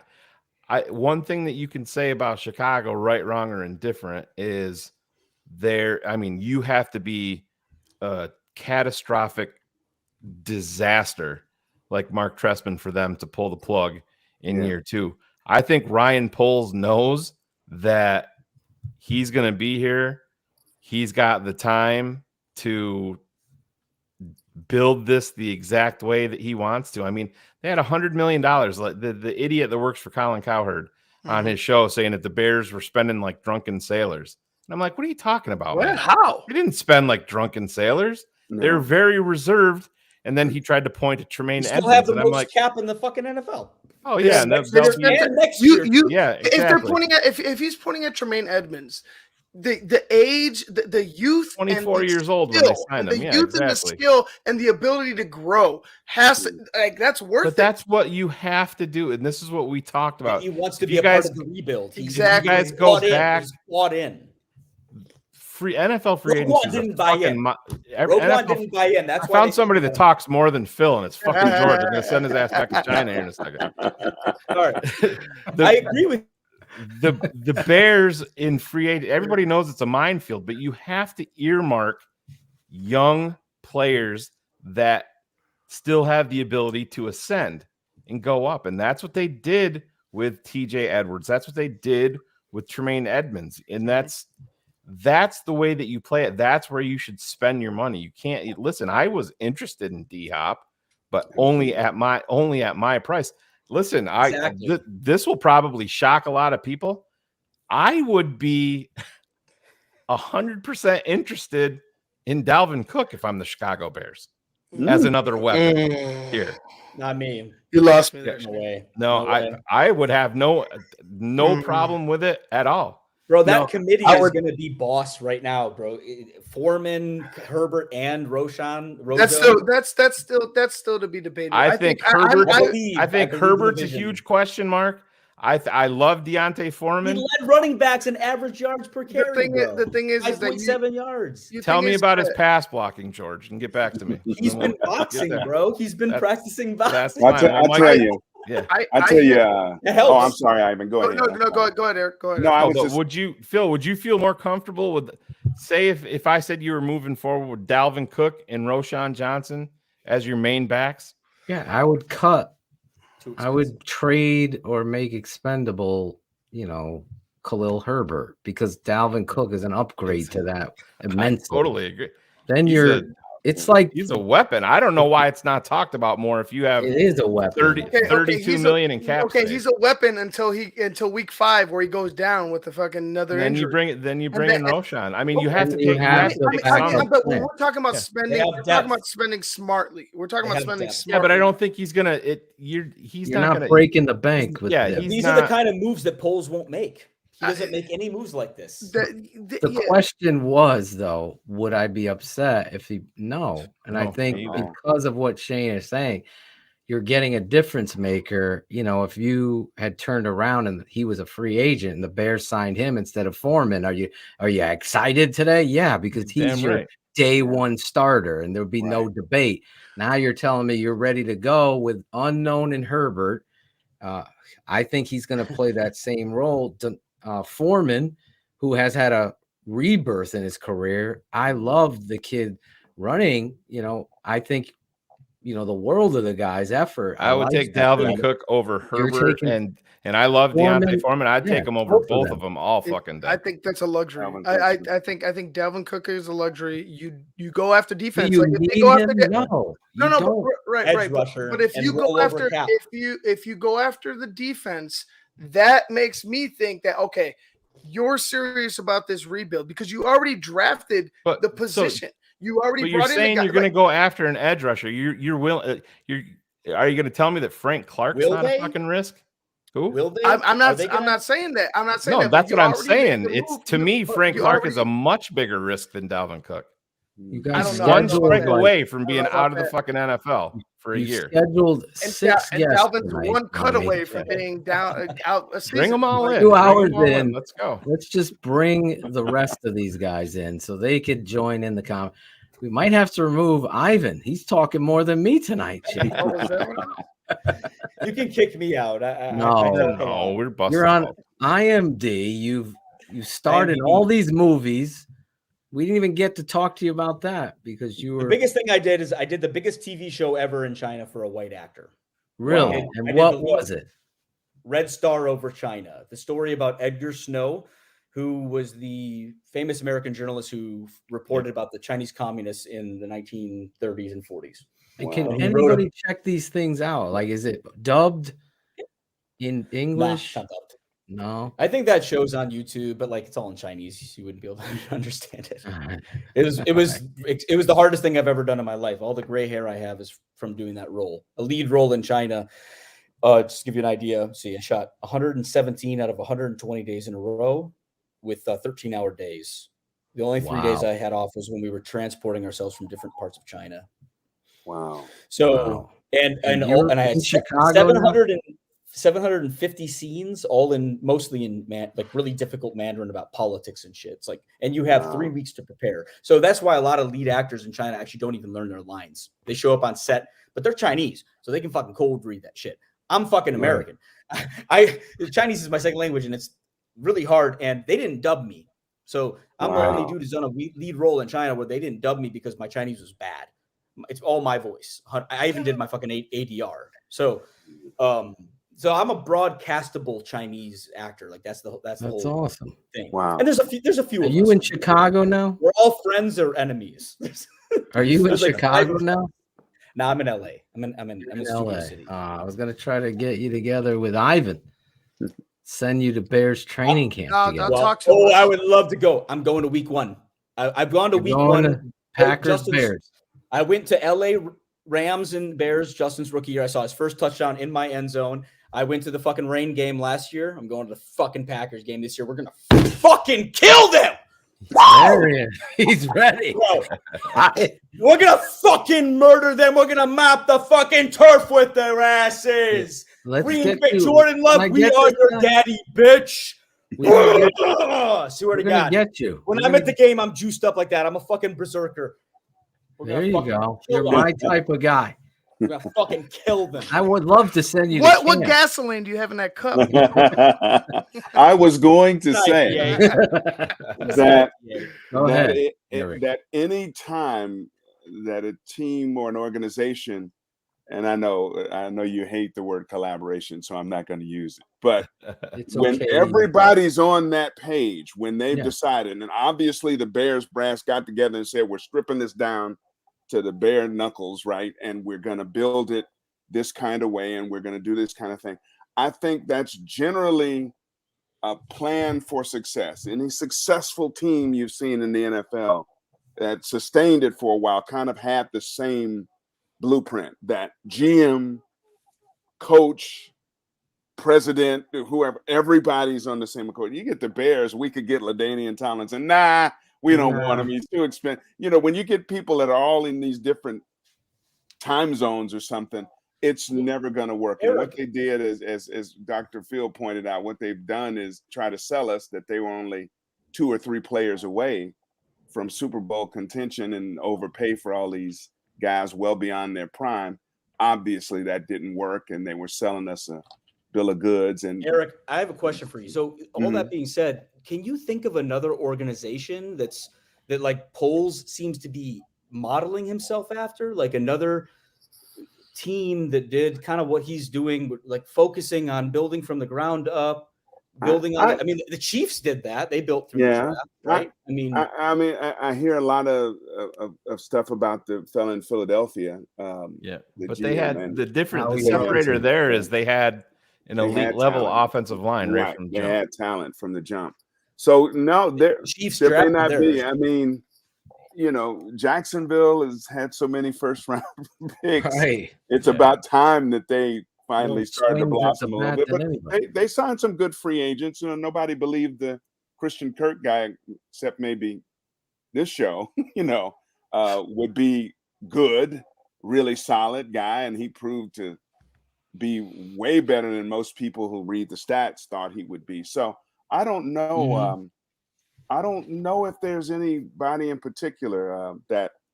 Well, boy, that's kind of what I feel, man. I kind of feel like he's George, innovator. real quick. Sorry. Eric is saying something I think is very important, is very observant. To your point, I think, to answer it, you know, you're seeing a GM not. Even I expected them to go out and sign an offensive lineman right out the gate. They didn't. They signed 2 linebackers, one of which I was shocked and excited. They signed Davis on day one. No, that was an offensive guard. I was expecting an offensive tackle. Like, oh, you said offensive lineman. So did I say Orlando Brown? I'm sorry, I meant offensive tackle. I thought Orlando Brown. Boom. You're not seeing a GM go after guys he knows. They showed me that they're watching tape, trying to recognize who's going to fit the philosophy and what I've said for years here. And this is really the difference between Poles and every GM we've had since Vinicius, is finding football players. And that's what the Chicago Bears have done. Is Darnell Wright, obviously, football player. The tape didn't lie on Darnell Wright. He went out there, played the game like it's supposed to play, and obviously this network stood by its coverage and analysis, and we were super excited with his addition. And they didn't go after what the crowd wanted, whether it was JSN. You saw an off-season. I'm not, you know, I've made my analysis of Dexter and my opinion known. Dexter has the abilities, as my dad had said, to get better. And maybe in this defense, they are assessing where he's going to be fitting in their defense. And the tape is telling them where to go. And this offseason has been about that. Tremaine Edmonds. I mean, the linebackers, if we really looked at it, as bad as the line. Our linebacker core was weak as fuck. It was so pathetic. Our like, linebacker it was kind of an obvious choice. And the guys they got, TJ Edwards, bro, he came on because he bought in. He took a cut. He could have gone to another team for $10 million a year. He bought in because he's from fucking Chicago. He's got that hometown. And Tremaine Edmonds, he bought in too, you know? All right, time out, George. We got to introduce everybody else. Yeah. Let's bring. Please. All right, we got Russ B in the bottom window under Hollywood Squares, the barber Claudio. Russ, where are you from, Russ? I'm in Arizona. By the time I get to Arizona. Yeah, I've been here for a while. I actually spent about 3 or 4 years of my life 60 miles south of Chicago in a little town called St. Anne. But yeah, I've been living here most of my life, so played all my football here throughout my life. So it's the desert. It's nothing really too exciting about it. That's why you got the fan going above your head, I'll tell you that. Yeah, it's got to be. How's the pizza down there? No, there's a couple of pizza spots. Like if you're really looking for them, you've been here a while, you kind of know where they make some legitimate thin crust, like coal oven fired pizza. Yeah, but no, the only reason I asked because there was an Amazon being built by me, and a guy from Arizona was working there, and I was cutting his hair, and I'm like, man, you got to go to New Haven, you got to try the salad. He's like, yeah, I've been to Sally's and Modern and Pepe. It ain't got nothing on Arizona pizza. I'm like, really? Arizona pizza. He was dead. I was like, so I had to ask you because I think you're the second person I know from Arizona. I highly doubt that. Yeah, I highly doubt that. He's like, the sauce isn't sweet. Tonight we have a bunch of TTNL fans and family, as we say on this network. We started it off with former ESPN analyst, Fox Sports. You know, I'm on Fox, on the sidelines with Madden and Summerall. I mean, this guy did it all. And he was my guy here in Connecticut. World-renowned broadcaster Eric Clemens is on with us. And then we got all these other fucking guys, except Academy Award winner from China. No porn. Big George fired up with a made-up last name. But pizza, if you're tuning in right now, we're having a lot of fun tonight talking about the Bears and TTNL, getting to know some of our fans. And if you want to be a part of this show and this network, you know, this is the stuff we kind of do, as Eric pointed out, as George has eloquently pointed out. Larison chimed in about Arizona. That's untrue. I would say you got to go to Bocce's. Tell him. Bocce. You know, all the guests coming in now. My apologies early. I like to run my mouth, so no worries. I got the guys off on all kinds of tangents. So sorry. It's only 10:30. We're gonna be. It's a pleasure, Eric. Don't worry. Oh, I haven't even started talking about Mike Tyson doing movies in China yet, bro. I got a lot of friends who've been in fucking movies with Mike Tyson. Yeah, that's how he makes millions of bucks these years. Goes to China, does a fucking film for a month, makes $2 million. Wow. Hey. Yes, if you're tuning in, this is not a courtroom jury during COVID. This is TTNL live tonight here on Wednesday night. Next week, we are going to be off for the first time in 2 years. We are taking the week of the 4th of July off, and we're actually going to have a TTNL meeting next Wednesday night. So we're going to take that off and kind of get ourselves ready for season coverage, giving you the best coverage on the Chicago Bears, bar none, as one of my favorite guys, Chris Clemens, just said tonight. Like, there's no one else that stands up to us, right, Chris? The curls. I mean, Eric. What am I calling you Chris Clemens for? That was another kid named Clemens I coached. My brain is going crazy here tonight. What?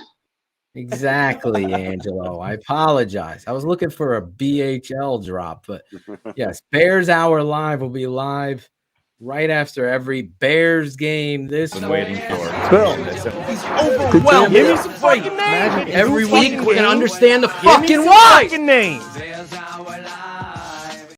Yeah, we're gonna understand the whys this year, and we're gonna get a lot of answers and hopefully become wiser and more intelligent this year with the Chicago Bears. But Russ, we're staying with you. Russ, you found TTNL. How did you find TTNL?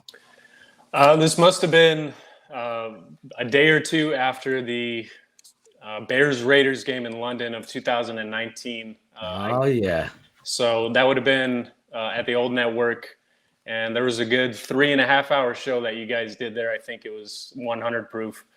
And I was listening to it at work, same job I do now. I was listening to it the entire time.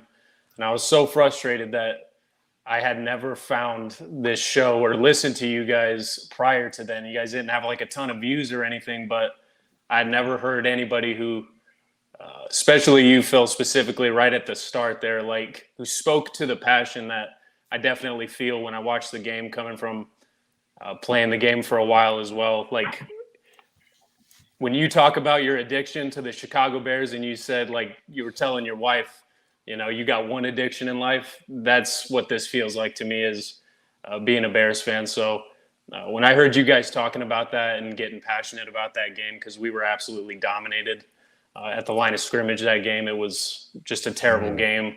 But I found you guys that time, and it's pretty much history since then. I don't really miss many shows or anything. So I'm excited to be here. I love the conversation.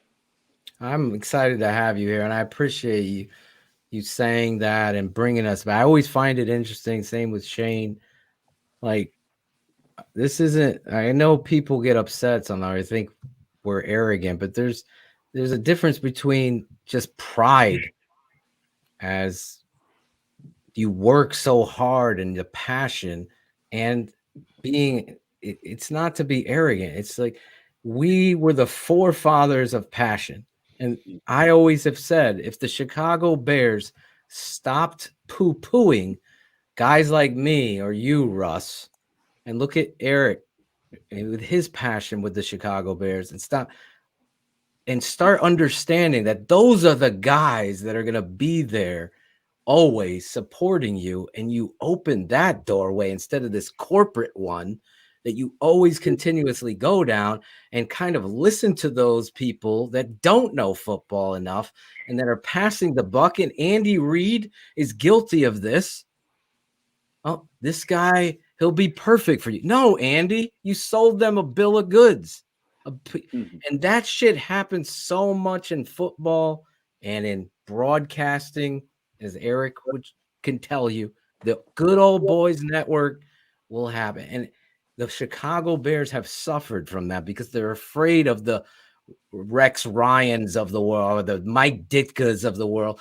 And that just coincides with, Olin Kreutz or myself or Shane. Just, what's got to be done, and you're going to do it that way, or it's the highway. And the Bears, I believe Kevin Warren is changing that with what you're seeing. And are you ready to win a championship?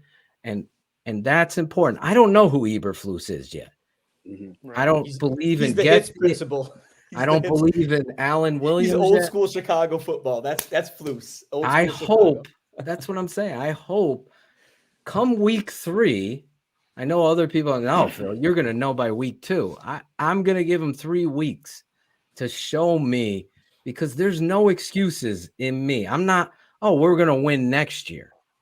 That ain't me. You're winning now. You go out there and win every game. And this is the NFL. You could do it. I believe the Chicago Bears have greatly improved. I agree with you, George. There seems to be a different way of analyzing and signing players that fit the love of the game first. Shane, how long have we said that? How long? So yeah, forever. So I even got criticized, that famous quote from me, pushing back at Aldo at the time because he was taking a shot at my dad. He actually called Matt Nagy a fucking genius. And I go, fucking genius? I go, he doesn't even know how to run. It's 3rd and fucking 1, and you're an empty set. How is that a genius? That's fucking stupid. Oh, no, you got to know the times are changing, not old school football. Well, football never changed the last time I checked. Just like Mike Tyson, if it was young Mike Tyson in a ring versus this dude young in the ring, I know fucking Tyson's going to fucking knock his ass out, because that's what it is. That's what football is on any given Sunday. Anybody can win, but there is power. You got to run the ball to win in the league. And if you look at last year's statistics, Block Boys, running the ball was up, and the championship teams were running the football. And hopefully the Chicago Bears are going to take notice of that. We're number 1. We're the fucking number 1 team. Well, it's a hidden number 1. And I always say that to people because Justin is carrying the torch of that. So he's creating these big plays, having no receivers. 60% of the time running for his life. Running for his life. But only accounted for 30% of the yards. So the running backs did their job too, But if you take 30 from 100, it's 70. And then you're not number 1. You're probably number 12, 15. I'm not saying gonna run though. He's gonna continue to use his leg. I mean, half the time he doesn't even get hit. He slides in the second. And he's got 15 yards. He's amazing. He's a magician. There's no doubt. He's gonna have at least 600 yards. He's got to be able to throw the football with DJ Moore. Yeah, you have to. Cole Kmet, 240 yards a game. Mooney. 240 a game equals 4,000 for Yeah. the year. And I that, hope that's the mark. and that shouldn't be that. That's historic for the Bears. Do you Yeah, realize the fact that we're getting excited about 240 yards. Right. I'd love it. All you need I'd to be know. like, whoa. I remember Jim Miller throwing Watching Gale Sayers. Whoa. 400. Has Justin even had a 300-yard passing game yet? No, he has not. No. He has not had one. No, and he's been crucified for it ever since. Yeah. He's been in the league. So we have Mike. We've seen Mike before. Mike Salerno from Salerno from Staten Island, right? Oh shit! One and only. See? I remember Wu-Tang Clan's boy over there, Michael. And then we have our guy Zach Bradley, the throwback. I haven't seen this. He's got long hair. Graduate. Yeah, it's been a while. Yep. Been a while. Yes, Where sir. are you at now, Zach? I'm in Milwaukee, Wisconsin. Oh boy. In Packerland. Yeah. See you, Zach. Took him off. He's in enemy territory, bro. Hey, my dad's from the South Side. He raised me, Chicago fan through and through.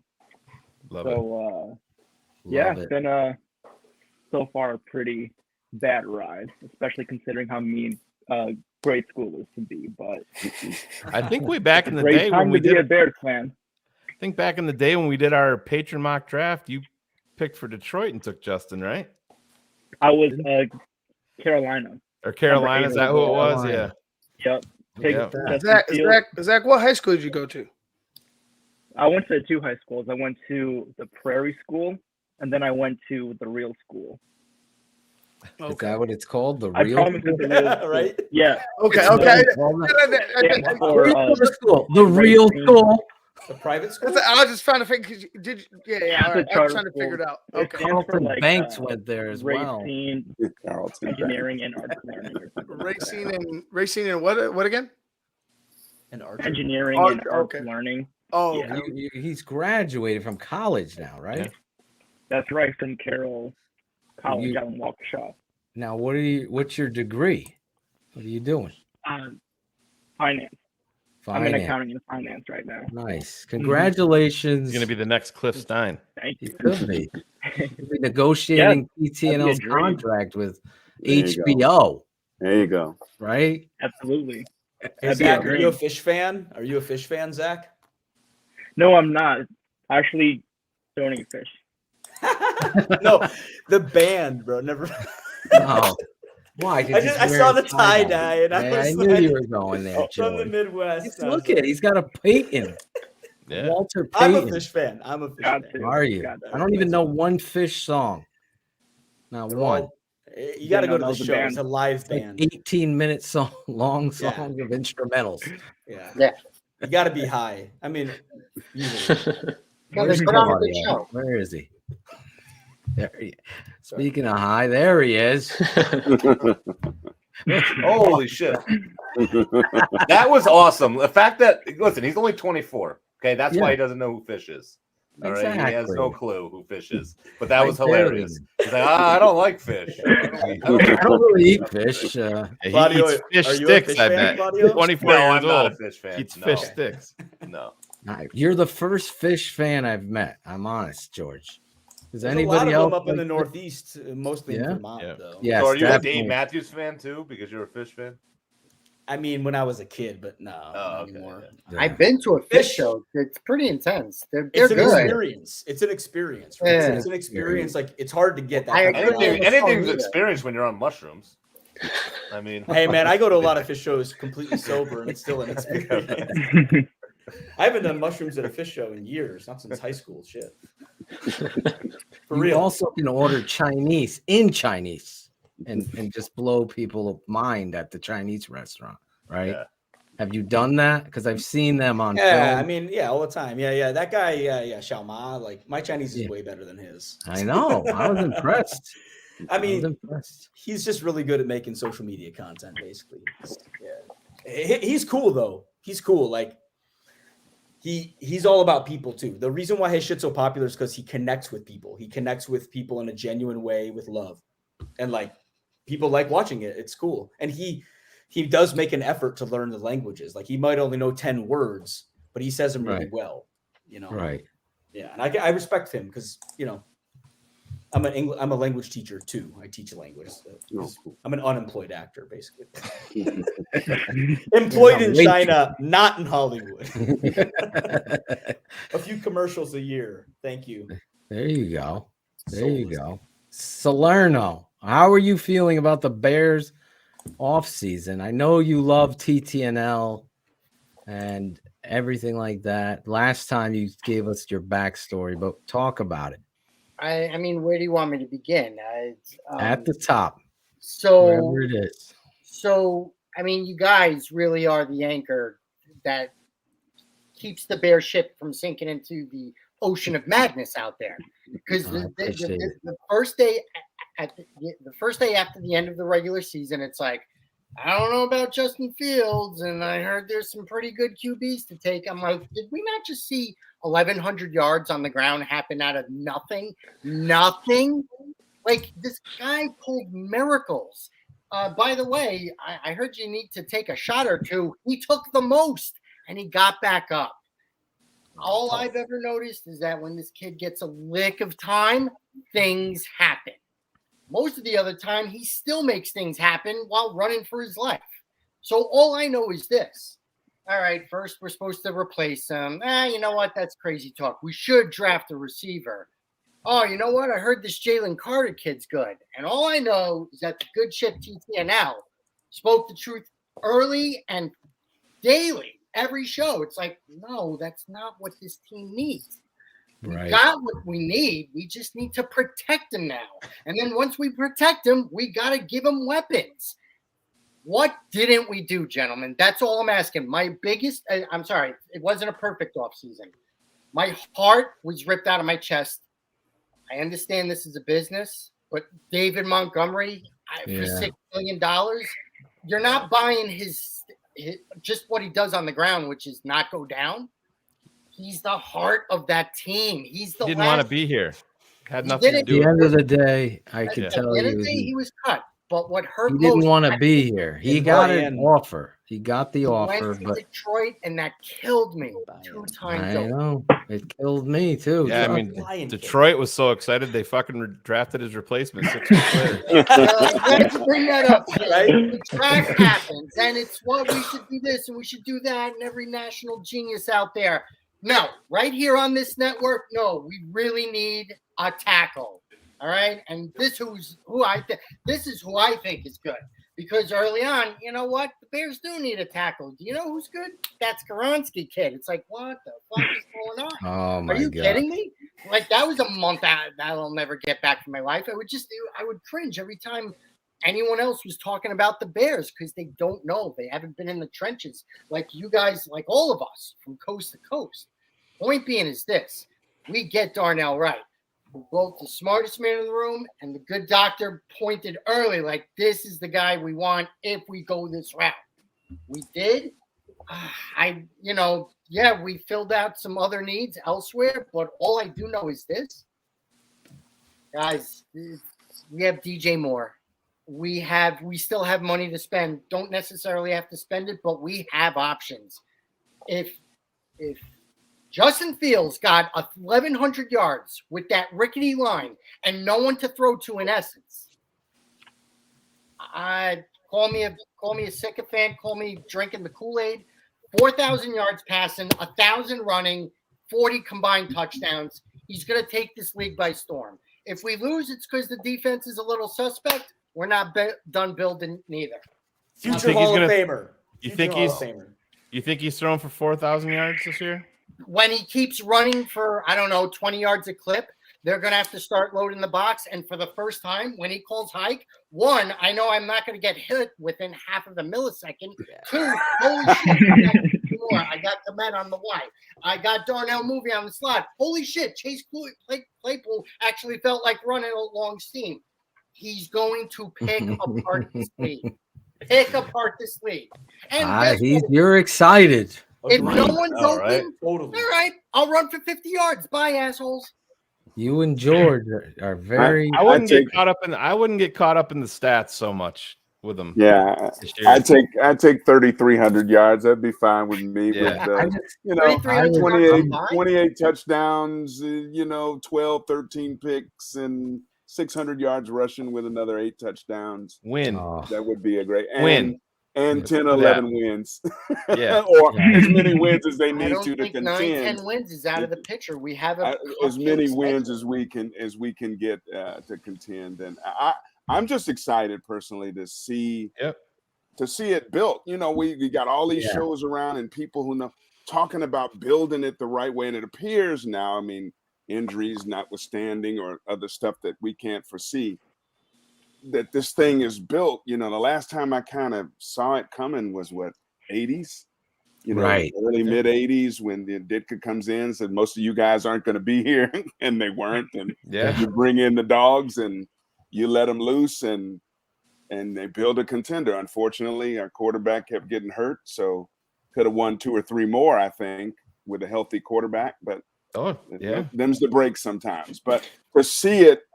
What 80s was almost 40 years ago, right? Exactly. It's amazing to see it happen for the first time really since then is exciting. And I know we're all so anxious for it. But I'm a little more, I think there might be some bumps in the road that we don't foresee, but I'm absolutely. I'm yeah. And I think one of the things that's not talked about nearly enough, and I don't like to talk about it because it means that Justin Fields isn't on the field, is there's not very good remarks about the Bears' backup quarterback, so much to the point where it's the word abysmal and awful have been used. Really? About PJ Walker? PJ Walker. Yeah. And I said, that's something that I think is going to be very interesting for the Bears moving forward. You just got there, though. I mean, how are they grading that? Because I kind of laughed at the Velus Jones shit. I'm like, okay, he's catching every ball in practice. Well, in games, he has not caught every ball. And guess what happens in practice? We're going on air, and let's see you do it in the game, PJ. We'll see. I just think I think. Who's coming with abysmal? Who said that? There's more than one. So what are you saying, person. Shane? That they're going to draft a QB and next year, like Caleb Williams, trade up those 2? I mean, to replace PJ Walker? He's easy. He's easy to replace. No, that's what Shane is saying. We're looking at the backup quarterback. No. I'm saying to have a backup quarterback. Saying that if something happens to Justin, Justin goes down. You could essentially be, I mean, anybody loses their starting quarterback, but I'm just saying, I don't think it's, I like PJ Walker. I was excited when they signed him. I think it's something that Bears fans should realize may not be 100% set in stone moving forward, that he's going to be the guy. And when you build from the stubs, like they really have, there's not much depth at certain positions. So if you get injuries other places, it could change the whole dynamic. Right. Yeah, absolutely. And you're hoping to stay reasonably healthy. Yeah. Which I think it's way too early, Eric, for them to be saying abysmal and this kind of. It's like I saw him play a few times last year on TV. He looked like a decent, solid guy. No, it's just this is things that we have to look at.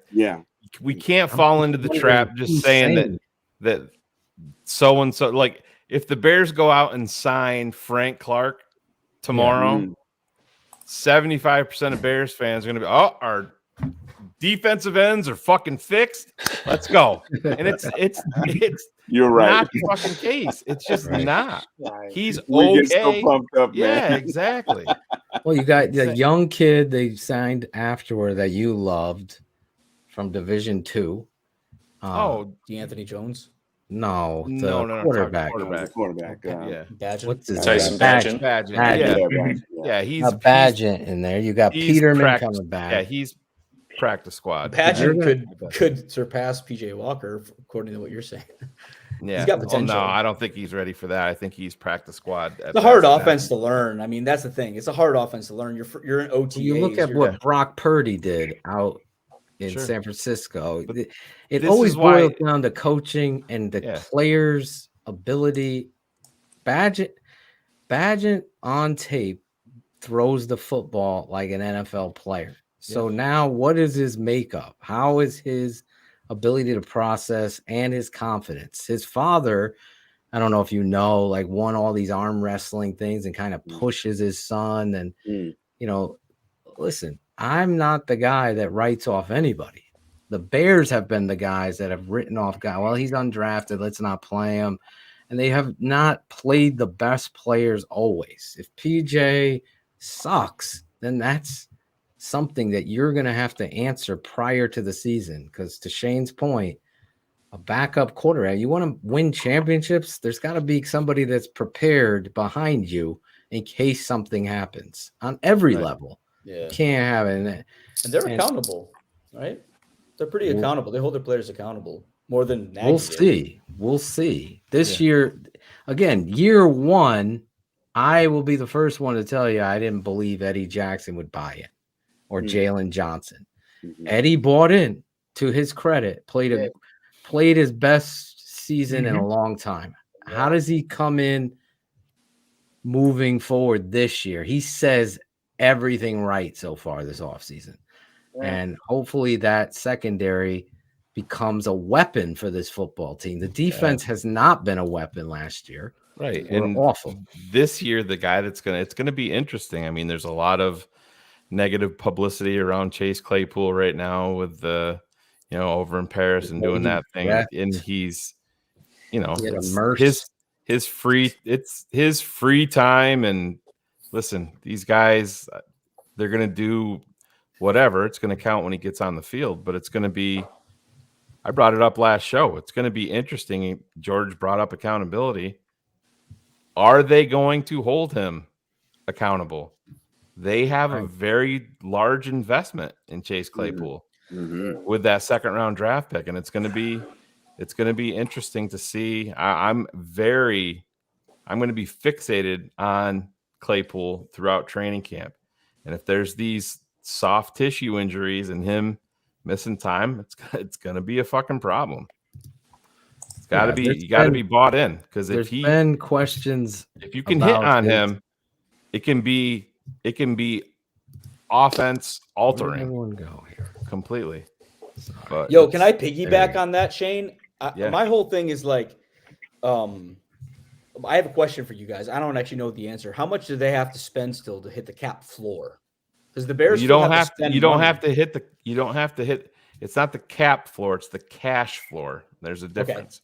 Okay. Yeah, cash floor you don't have to meet until the smartest man the day before the new league year 2024 So which you counts, have bonuses, so extensions. You have bonuses, so right? like if you give out extensions, anytime you're paying out money or anything like that, it's gonna. So here's the question: Are they waiting to give in-season extensions to see who shows up? I feel like it's Mooney and Claypool, and only one of them is going to get that deal. Oh, I don't think they're paying both. Yeah, 100. Right. Totally, I feel like they're creating competition. And Frank they're gonna talking to me like I don't know this. This is right. the joke of the night. Are you sure, Frank? Like So- I haven't said it every day. Because they have to spend like $40 million, right? But that's nothing. No, that's nothing. It's nothing to them. That's easy. Yes, I'm hoping. Who are they going to that- spend it on? That's my question. Don't go here because then it starts this Shane versus Phil Komet. No. But I'm just saying, you sign, Right. you sign I one. want to go there. I want to. You sign one. You sign a guy to an extension, and he gets, That's why they wanted- 25 million up front. So you've Now knocked you've off cut into essentially, that. yeah, 50% of that right there. It's Right it's, there. Darnell you go Mooney, out, he's gonna you get go out and paid. you sign Darnell Frank Mooney, Clark yeah. to an $8 million 1-year contract. There's that it's very, very easy for them to get there. Not a problem. The thing I see, this is Where how are they gonna I go? look That's at what it as a I'm- GM. Where are they going to go? I don't know. The Claypool thing is a discussion because he came in with this reputation. If you take a deep step back, and Eric, you'll know this, if Mike Tomlin's letting you go, you got to put a red flag in that corner because he's going to keep every guy that's a team first type of guy. So Claypool already had that reputation as a me first guy. Then he comes here. There's questions again. Does he know? Are we putting too much on that? I'm not selling his story off at all, but I'm not either. But even your quarterback said that there's been a change in him, in his work ethic, in his attitude. Positive. Yes. Yeah. So now they're trolling him hard. He's getting trolled. Fans that's part of being a Bears. That's part of being a Bears player. But does he have the mental fortitude to get past this stuff? Pac-Man Jones. Jackal sent us the video today. Pac-Man Jones. What did he say? Ragging on him today, talking about him taking. He's like, he's not going to. He's like, everybody knows Chase Claypool and knows that Chase Claypool's interested in one thing, and it's not football. Pac-Man Jones said that today. I think I can pull the audio of it. But I go back to little things. There was Chase Claypool was walking in the Bears locker room on Instagram, broadcasting live, and came up to Darnell Mooney. And if you look at Darnell Mooney did not look happy. I didn't see this. What is this?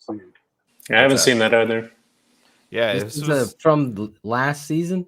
No. This was just this year. He was Darnell Mooney was having a conversation with somebody, and Claypool's looking at his phone. He's like, watch this, and he hides his phone and walks up to Darnell Mooney because he wanted to start talking to Mooney without him knowing that he was broadcasting. And he walked up, and Mooney, because everybody knows that's his thing. That's the shit that he does. He's like, bro, get out of here, go. And it was. I'm not saying that it's anything, but it definitely felt like something. Like, come on, bro. Grow the fuck up. We're in the locker room. You don't broadcast that shit out there. Just go. Do your thing. And those are the things that I worry about with Chase Claypool. He's got the following season to change the narrative. It's all in his hands. It all changes on the field. Yeah. I don't give a fuck. These prima donnas, walking in with their weird ass, even Joe Burrow, as great as he is, could walk in with some weird costume. I don't give it. How do you play on the field? Claypool. And I feel like Justin can keep him in line too, I don't know. He's a leader.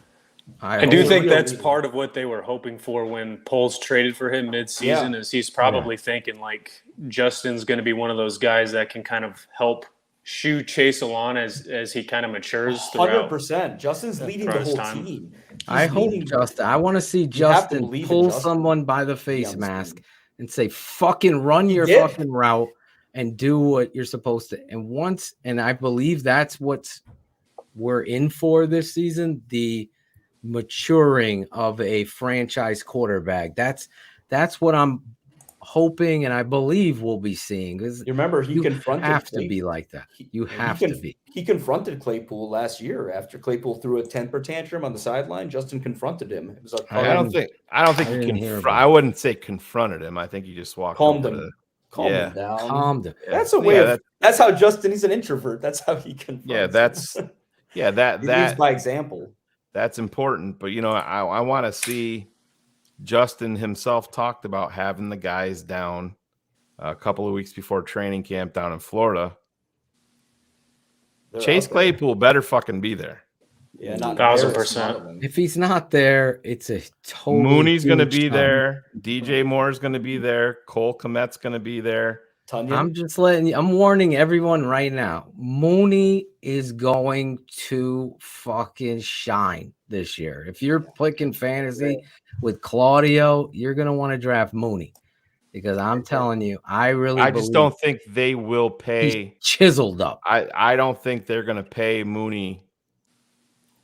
They're going to pay Mooney before Claypool. I'll make. No. I'm not debating that. I think health is going to be a big factor in Mooney, where they're going to say we need to see him for 10 weeks on that ankle, because if he loses anything of what makes him special, then you can't pay him 17 mil. No. Correct. Yeah, that's I mean, that's why I want them to like do this. this all with all of these guys, as you have heard many times.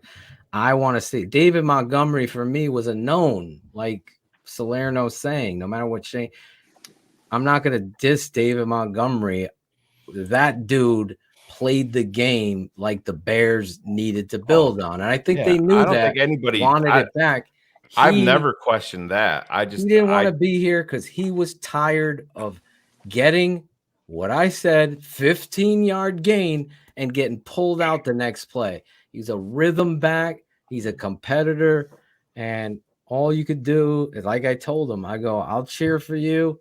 But when you're playing the Bears, there is no fucking way. Gonna stick it in our ass. Right. What's that? That's one of the games we're gonna lose. Now I'm not. I hope not. I think that always Bears happens in better be Chicago. ready. But I don't think that there's a chance in hell that when Demo signed his deal in Detroit, he ever thought Detroit was going running back. I don't think any of us. within the top 12. No way. But you know why they went running back? There's a lot of talent available too. I was told by a very reliable source they went running because they knew they wanted Swift the fuck out of there. Yeah. Swift was a headache. He very One of the most overrated like players in the NFL. Jalen Carter. Always has been. Just think Jalen Carter at running back. He didn't want to practice. Well, you see the shit that's coming out talent. about Georgia today? No, what? Yeah, it's it's not great. We'll just say that. About Carter? Oh boy. Yeah, it's when you want to talk about, locker rooms and things that are going on. Listen, I'm an Alabama guy. I've always been an Alabama guy. I get it. Georgia's better than Alabama. There's no fucking doubt about it. But there's going to be some big time issues coming down the pipe for that college team, and the head coach is going to be a big part of it. Okay, heard it here first. There we go. That is a name. Breaking news. This past draft that just, the other thing that blew my mind besides the solid draft we had, is it me or did it seem like everyone in our division took a shotgun underneath their chin? Like what Detroit did, I thought I was nervous that, look, they got like a few yards ahead of us.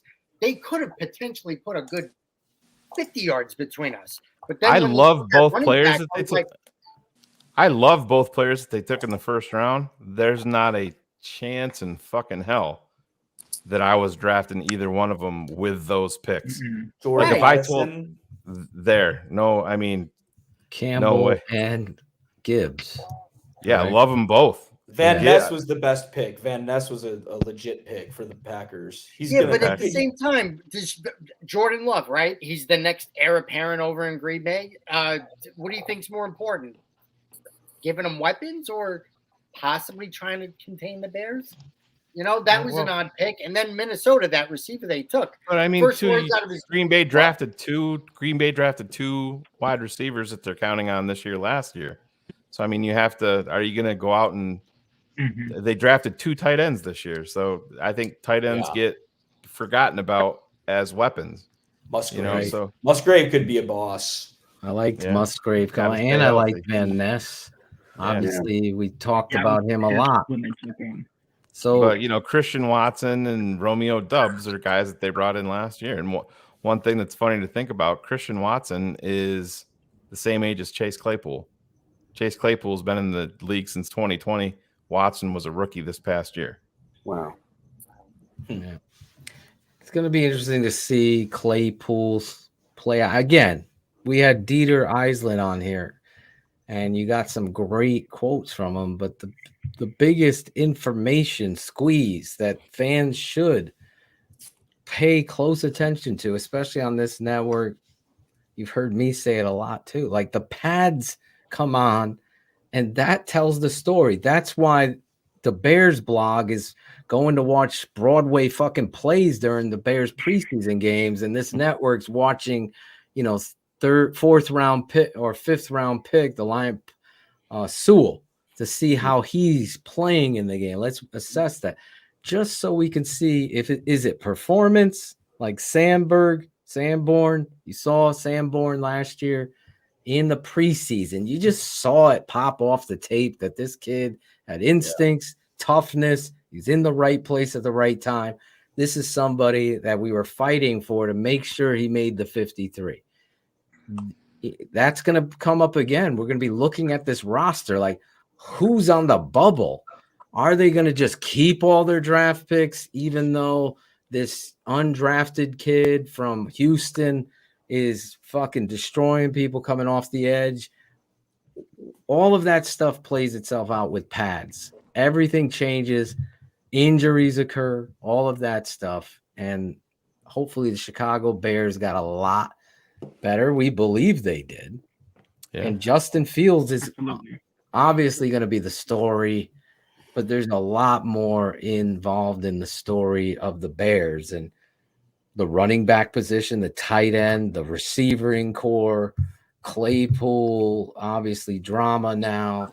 Luke Getsy. What is Luke Getsy's offense with Justin Fields and DJ Moore? Where are they hanging their hat? Who's the starting running back? Is it to be Foreman? Is it going to be Khalil Herbert? All those things have to play themselves out with pads on. Both. Yeah.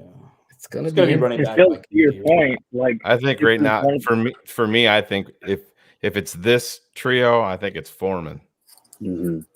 That's where I'm betting too. I believe they use. Got to see. I don't know how you can make Khalil Herbert the lead dog when he can't fucking pass block out of a wet paper bag. Yeah, maybe he's working. Leave him in the role that he was in. What's bad about that? There's really nothing bad about it. I liked how they use him. I think he's going to replacement for David too. He's bigger and faster, and he runs through contact. He does not try to go down. So you're going to get that same kind of attitude. He might even be better than David. I'm wearing 32. I love him, dude. But like, I would say he's Foreman brought on Alan Bratcher. Foreman might be an upgrade. Foreman might be an upgrade over David Montgomery. Wow. Yeah, I don't know about that. We'll have to see it again with pads. Yeah. I just think it's a big ask for Herbert. I don't know. I just think people are saying, all right, he's gone. Demo's gone, so Herbert's the heir apparent, and it's gonna be his show. I think that the Bears were very calculated in what they did with this running back room. And Foreman has some dog in him. I guess that's certainly the damn right. Wait, how are we not talking about the foundational? Yeah, Roshan. Round.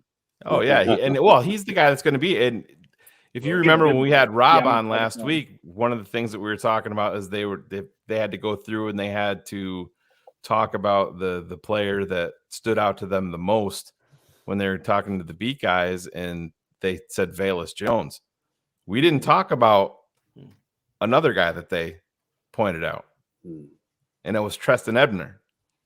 Wow, really? Guy that's in shape, and a guy that looks explosive, and a guy that they were using a lot in the passing game, and that's what he came into this league for. That's what he was known for in college, was in the passing game. So that's another. And I mean, they brought in Travis Homer for a reason, because he can fucking pass block.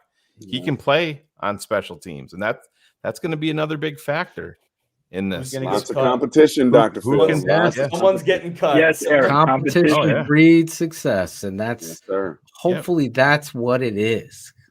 And that none of I can have a guess that Foreman's. I would bet that he's going to be the starter, but the competition, and that's why the Patriots. I know a lot of people, Brady, and the coach made these choices and built this franchise on competition. A guy out of Kent State who was a quarterback comes into your training camp. A guy that was a fucking college wrestler comes into your training camp, and you're teaching them your philosophy and fundamentals on the NFL level, and you're going to Super Bowls with Julian Edelman, and I forget the dude's name that was the wrestler on the plays guard for you. These types of things the Chicago Bears used to have under Ditka, and people hate, but it's the truth. Mike Ditka, love him or hate him, he understood, hey, here's your IQ, buddy. Shut the fuck up. Like, know the game of football. Here's this Big Cat Williams we drafted out or signed out of Cheney State. He's a fucking defensive tackle. You know what? Let's move him to offensive tackle and look at his career. You got to have coaches that are like that. I hope Eberflus is. I honestly don't know. When I was with the Bears, traveling with the fucking team, you know, the conversation I had with Eberflus, zero. The Bears dropped the fucking ball. I told Chris Zorich this. I said, please tell Kevin Warren, if you have a fucking VIP meet and greet that these guys paid a lot of money for, and your VIP was the fucking soccer game on television and a bus ride with George fucking McCaskey and Ted Phillips, you're doing it wrong. And I know they knew it was me there, and maybe that's why they all didn't go, but you got to be better than that. You shouldn't punish everybody. If that was your deterrent or what, it may not have been. But the reality is the Chicago Bears have to be tougher. You got to be tougher. You got to stop this snotty fucking corporate ego, nose up in the air, white. You have not done shit. You have not done shit. Nothing to tell me you're a football NFL franchise, except let down your fans that love you. Now you're trying to better the stadium, Arlington. Is it going to be in Waukegan now? Whatever the fuck town it's going to be in next, right? It's going to Arlington, right? That's why I think that's why they brought in Poles and Flus, is to try to like recapture that toughness and like recreate that idea and make it into a championship team. And I think those guys are trying. Like you said, like if they don't pan out, you know, get them they'll out. be out the door. But they're trying. They're trying hard. I think they're really trying to fucking do this. They're giving it their best. Oh, I think they're trying. Like I said, I can't look at any. I'm on record. I would not have made the Claypool trade. I said that when they did it. I wouldn't have done it. That's fine. It doesn't mean that I'm going to root against Chase Claypool. I'm going to root for myself to be right. I've been wrong plenty of times. I mean, I think these guys are trying to, but listen, proof's going to be in the pudding. Justin Fields can go out there and pass for 4,000 yards and have 35 touchdowns. And if you win 3 fucking games, there's a fucking problem someplace. Exactly. Yeah. You know, like we said, stats are great. If he goes out to Eric's point and throws for 3,300 yards and throws for 24 touchdowns and 7 interceptions, and they win 10 games, guess what? That's fucking great. Yeah, exactly. You know how I feel about a quarterback. You know how I feel about stats. Really, stats are for losers. Final scores for winners. You know how I feel about stats. That's right. That's right. Yeah, and stats are for. You know how I feel about stats. What are we doing? How many times are you going to do it? We know, Coach. We know, and that's why. No, we really know. It sucks being in Connecticut as a Bears fan, and that's what you're living at, you know. And the ironic thing is the Bears beat the Patriots in the one Super Bowl they won 46-10, and beat the living shit out of them, right? And they were I got in a verbal altercation with a 13-year-old kid at my niece's graduation party because he's like, he knows that I'm a Bears fan and Riley's a Bears fan. And of course, he comes up and he's like, Justin Fields sucks and he can't throw the football. And I'm like, let me guess. I said, you're a Chiefs fan, aren't you? Yeah. What about it? And I said, who's your favorite basketball team? The Warriors? Yeah, I love the Warriors. They're the best. They're the best. And I'm like, yeah. This is what we are. And I'm like, I didn't raise my son that way. The He's gonna go through bandwagon fan. he's gonna go through these doldrums with his dad. We'll come out on top. But this kid that's a Warriors fan probably is out buying a fucking Denver Nuggets jersey right now. Also, Exactly. Yeah. Exactly. Yeah. Are you guys going to any games this year? We are. We're just Yeah. trying to organize because I've taken over the head Phil coaching. fucked job. it all up, George. We were gonna go early when the weather was nice. And now we got to go when it's cold. Oh, Yeah, because I'm coaching this team, so I have to figure out when they haven't come out with the schedule yet for the team, but I believe it ends in October. So, oh, you said November. Yeah, I thought it was November, but talking to some of the parents, I think it ends at the end of October, like Halloween time. As soon as we know, you guys will know. Exactly. And then we're going to have a big party downtown Chicago, and we're going to invite somehow we're going to invite some patrons as well. Eric, you are going to be on the invite list. So is Mike Tyson. Can I have some dialysis treatment?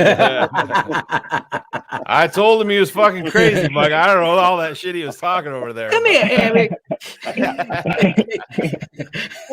do me again. It better be fucking funny. It better be funny. Nice. Dude, I hope he doesn't watch, man. No, Mike, Little if you are watching, it's all in love, baby. Listen, Ivan pulled some early Alabama Eric Clemens TV. Oh my God. tape. Hold on. Really happened on that Thursday here at Augusta High School that led to Chris Wood's death. The fuck is that?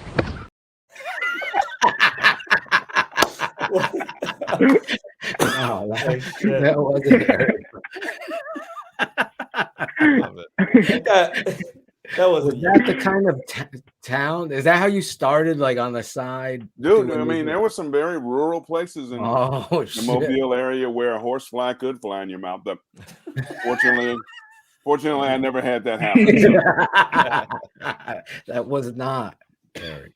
No, not me. Way better looking than that guy. Do you know that? Yes, you definitely are. Do you know that Mobile, Alabama is the #1 most crimed city in the country? I did. Yes, that I did not. It's the most unsafe city in the country.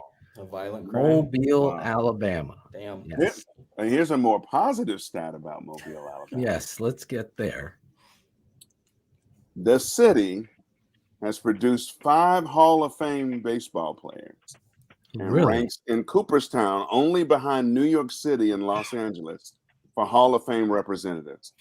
Satchel Paige, Henry Aaron, Willie McCovey, Billy Williams, Ozzie Smith. Although Ozzie left town when he was 5 or 6, but we still claim. Hey, well, you got to count. Couple Chicagoans there. He's born there. In fact, I produced a documentary on it, and I'm Really? one of the last people who talked to Hank Aaron.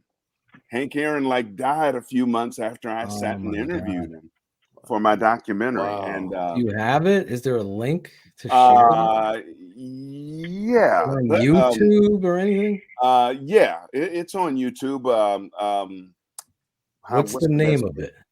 Well, if you come across the link, Eric, just send it, DM it to me, and I'll post it for everybody. Because I want to watch it. It's called From Tops to the Top, a slice of Mobile's baseball story. And basically, a lot of the poor kids, black or white, because there's other people in it like Frank Bowling, and now I'm getting into real old heads here, Frank and Milt Bowling, who are from Mobile. Juan Pierre, a more recent baseball player from the area. Jake Peavy. They just grow baseball players down there. But back in the 40s, 50s, 60s, these kids were so poor, they didn't play with the ball and bat. They took a broom handle and a bottle top, and they'd throw these bottle tops. And man, I tell you, each one of them swears by it. Billy Williams swears that him having to hit a bottle top doing all these crazy things made him a better pro hitter. And all got Cleon Jones, Tommy Agee, they're all from Mobile. Muller, Target. And they all played this game tops. And maybe that's why 5 of them are Hall of Famers. I don't know. But there it is. Yeah, Indy Wright's film.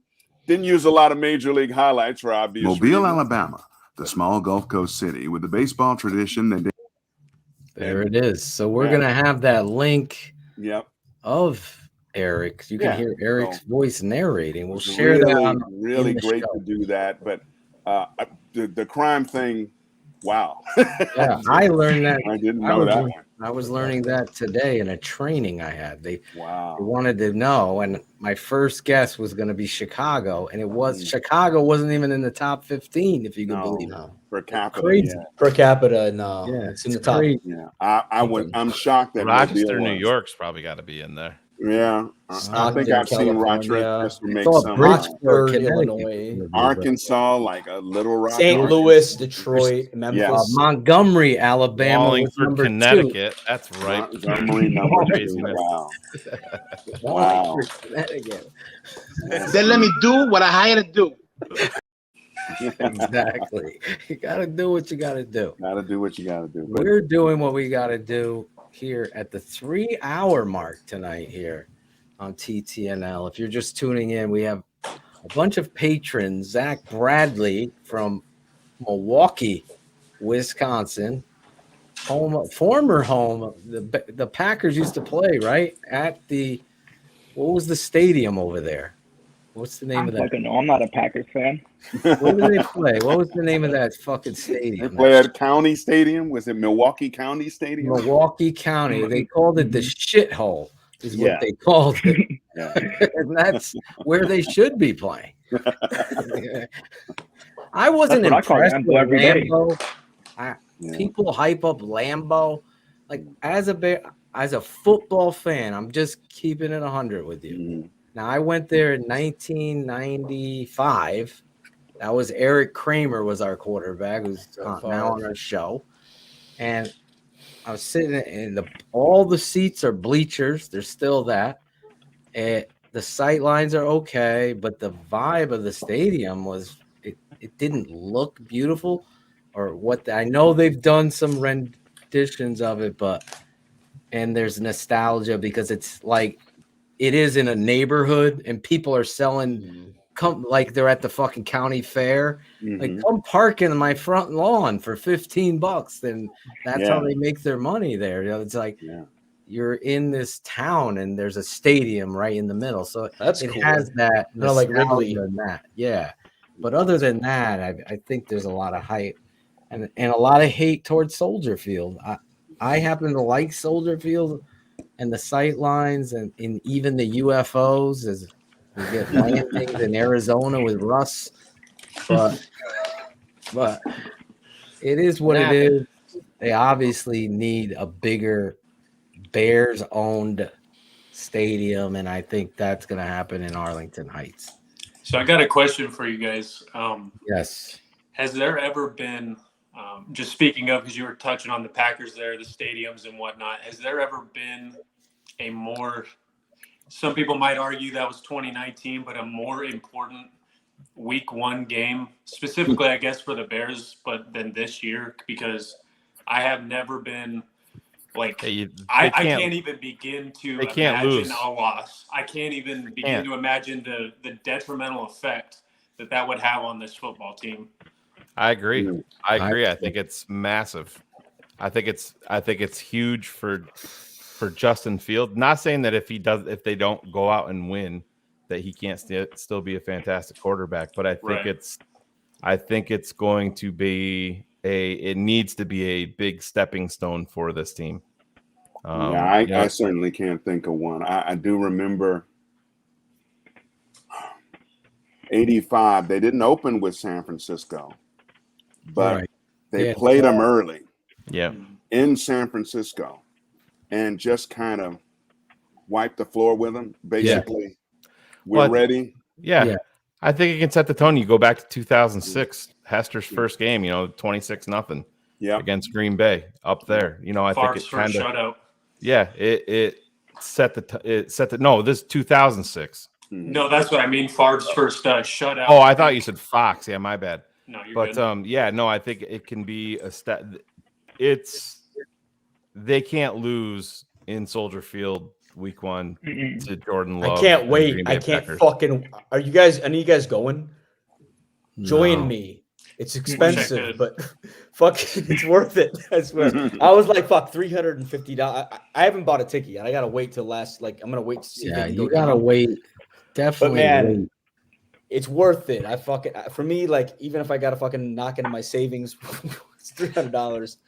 I'm not working in China anymore, so We but gotta whatever. get you Man. back to China. I'm fucking going, dude. I got this crazy video of me at the rain game. I'd share it with you guys, but I don't know how to do that. But like the games, that's Soldier Field. People are crazy. I'm not smart. All right. That wasn't me. I'm actually pretty smart, but the feeling smart. at a fucking Bears game, and it's such a small stadium that the energy is very palpable. Like, for instance, I went to fucking SoFi over here. It's so big. I'm loud. At a stadium, my goal is I want my fucking voice to be heard. I want to fucking rile that shit up. When the Bears are on defense, it's nonstop noise. It's Soldier Field. Nonstop. Oh, nonstop.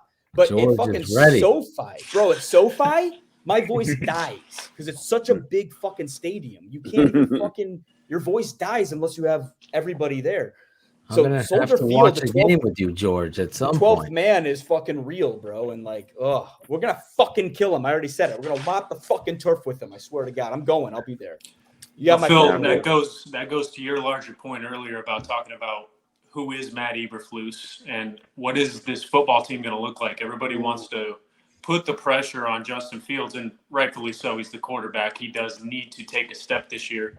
Although I do think that everybody that's having that conversation about him taking the next step, we're never like quantifying what that means or asking what that entails exactly as far as wins, losses, stats. But we don't know who Luke Getsy is. I mean, we had that game last year against Green Bay in the second week of the season where we're driving down the field with 8, 9, 10 straight runs. Then we get on the goal line and we try and do something else. And it just seemed bizarre and kind of strange to go from doing what's works this entire drive, and then you go and do something else on the goal line out of shotgun, and you can't even fathom it because it goes against all football logic, just basic football logic. I remember that rant.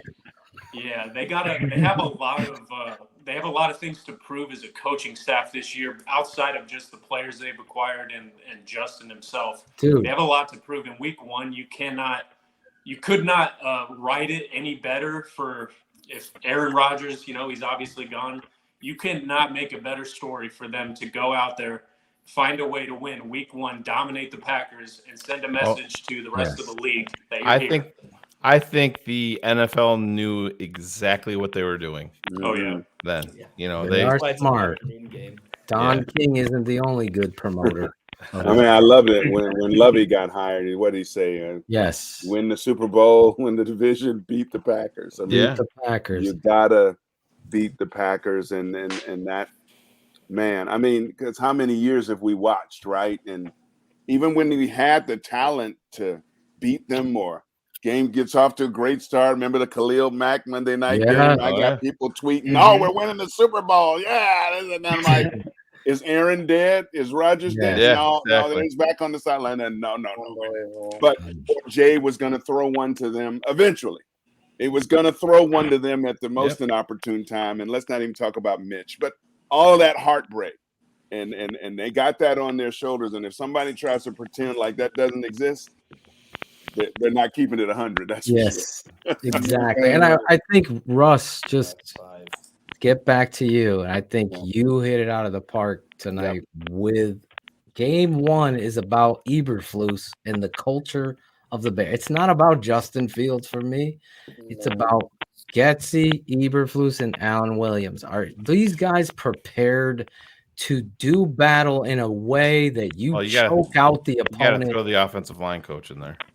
Yeah, Chris Absolutely. Morgan, C-Mo. We've heard more hype of C-Mo.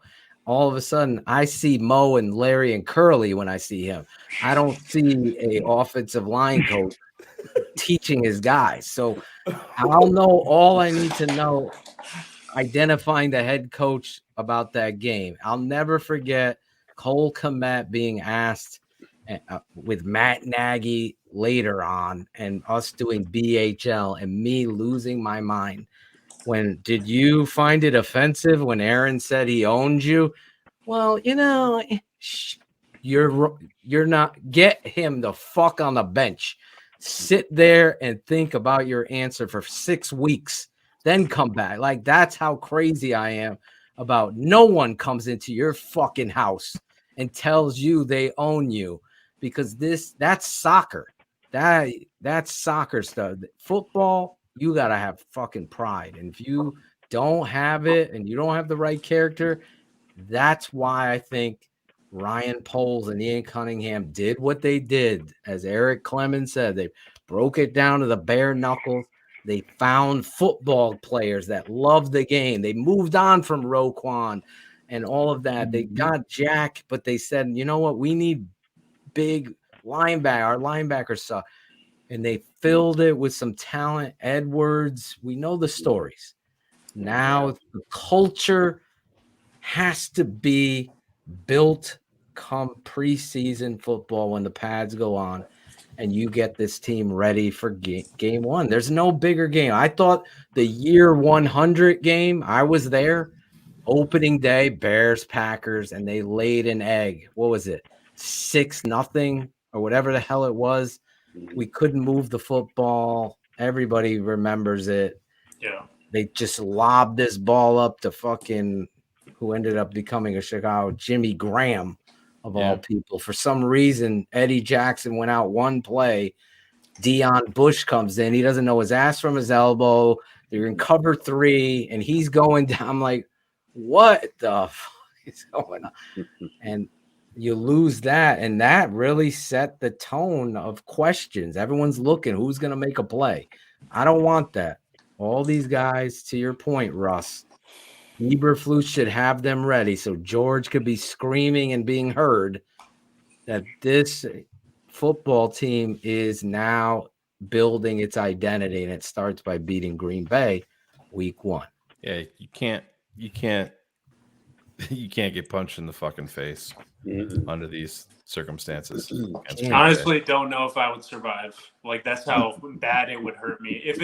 The fact that I feel like it doesn't hurt them sometimes, like you were just talking about Nagy and Komet's answers when that game initially happened. Like, yeah, that's the kind of thing. I put my phone down and I literally have to walk away for a week because I can't deal with that. I couldn't lose like that and be okay with it in real life. I mean, and I'm more obsessed with this team than, a lot of people. So I guess it bothers me on such an internal level. And I know you guys understand that. So they got to win week 1. It doesn't mean their season is done if they don't. If they're Poor not Zach lives in Milwaukee. Yeah. Well, and it's not just the Packers. Move. Right. No, it's not. But I think it speaks a lot to the locker room too. Justin Jones talked about it, and there was the team last year. There was so many, one and done deals here in that locker room, and now there's, they didn't have a leader, and maybe people don't even realize that Tremaine Edmonds is going to be a leader on this team like the Bears haven't had in a very, very long time. Yeah. And he was that way in Buffalo at 20 years old, voted veteran-laden team, voted him team captain, on the defensive side of the ball. They have that. Edwards is another guy that came from a program in Philly that's been there, has done that. And the Bears didn't have any of that. Justin Jones, you can say whatever you want about Larry Ogunjobi. Justin Jones, he's not a superstar, but he's a fabric piece. He's a piece of what you need. Probably you're going to see in week 1 Justin Jones and Billings out there starting on the interior of your defensive line, as those veterans that do it. The Bears didn't have those guys last year, and we've seen Eddie take that step. So all of that bodes well, but you can, and listen, if the Bears went out there and lost, we can all sit here as Bears fans that have been beaten down. And if we're being honest with ourselves, we would say that's part of being a Bears fan, but we're going to bounce back next week. Right. the Bears went up to Lambeau on Thanksgiving night with John Fox and beat Green Bay, and we, to a fan, all said, Fox has got, this is the turnaround. Here it goes. That's it. It's coming. It's coming. It's not. Yeah. It didn't happen. I mean, listen, it's the Packers. It's a rivalry. Obviously, we want to win it, but we are a better team. Forget the fact that it's the Packers. Jordan Love, fucking team. So we should definitely win this fucking game. I mean, it's I'm with you, Jordan Russ. Love is a big unknown. He's like a rookie. The Chicago Bears have a lot of unknowns. Those things are going to be found out in the hot days of summer coming up. July 25th, Walter Payton's birthday.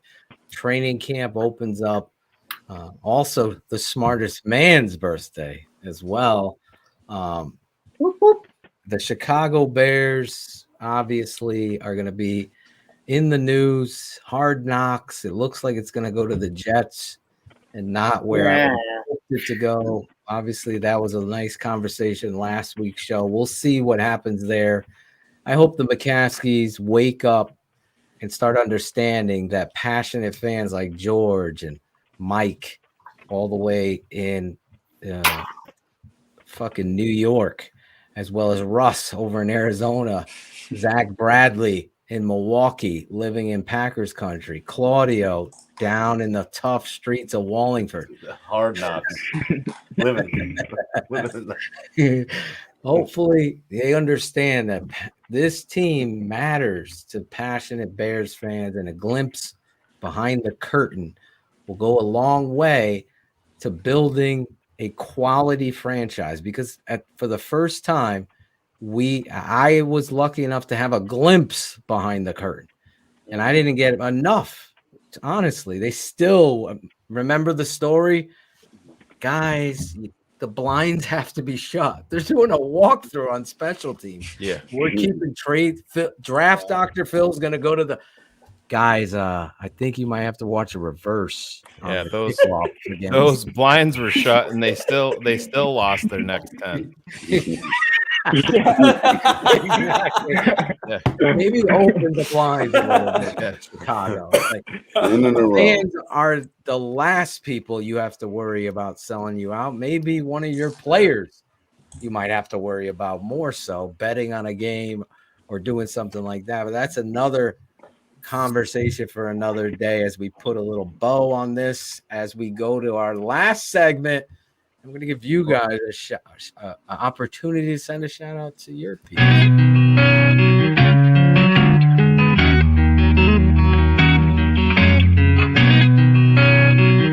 Shout out Tape Never Lies.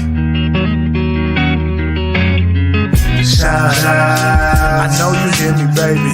Shout out. I know you see me, baby. Shout out. We gotta holler at you. Keep it 100 crew. Gotta show love too. Shout out. I know you hear me, baby. Shout out. I know you see me, baby.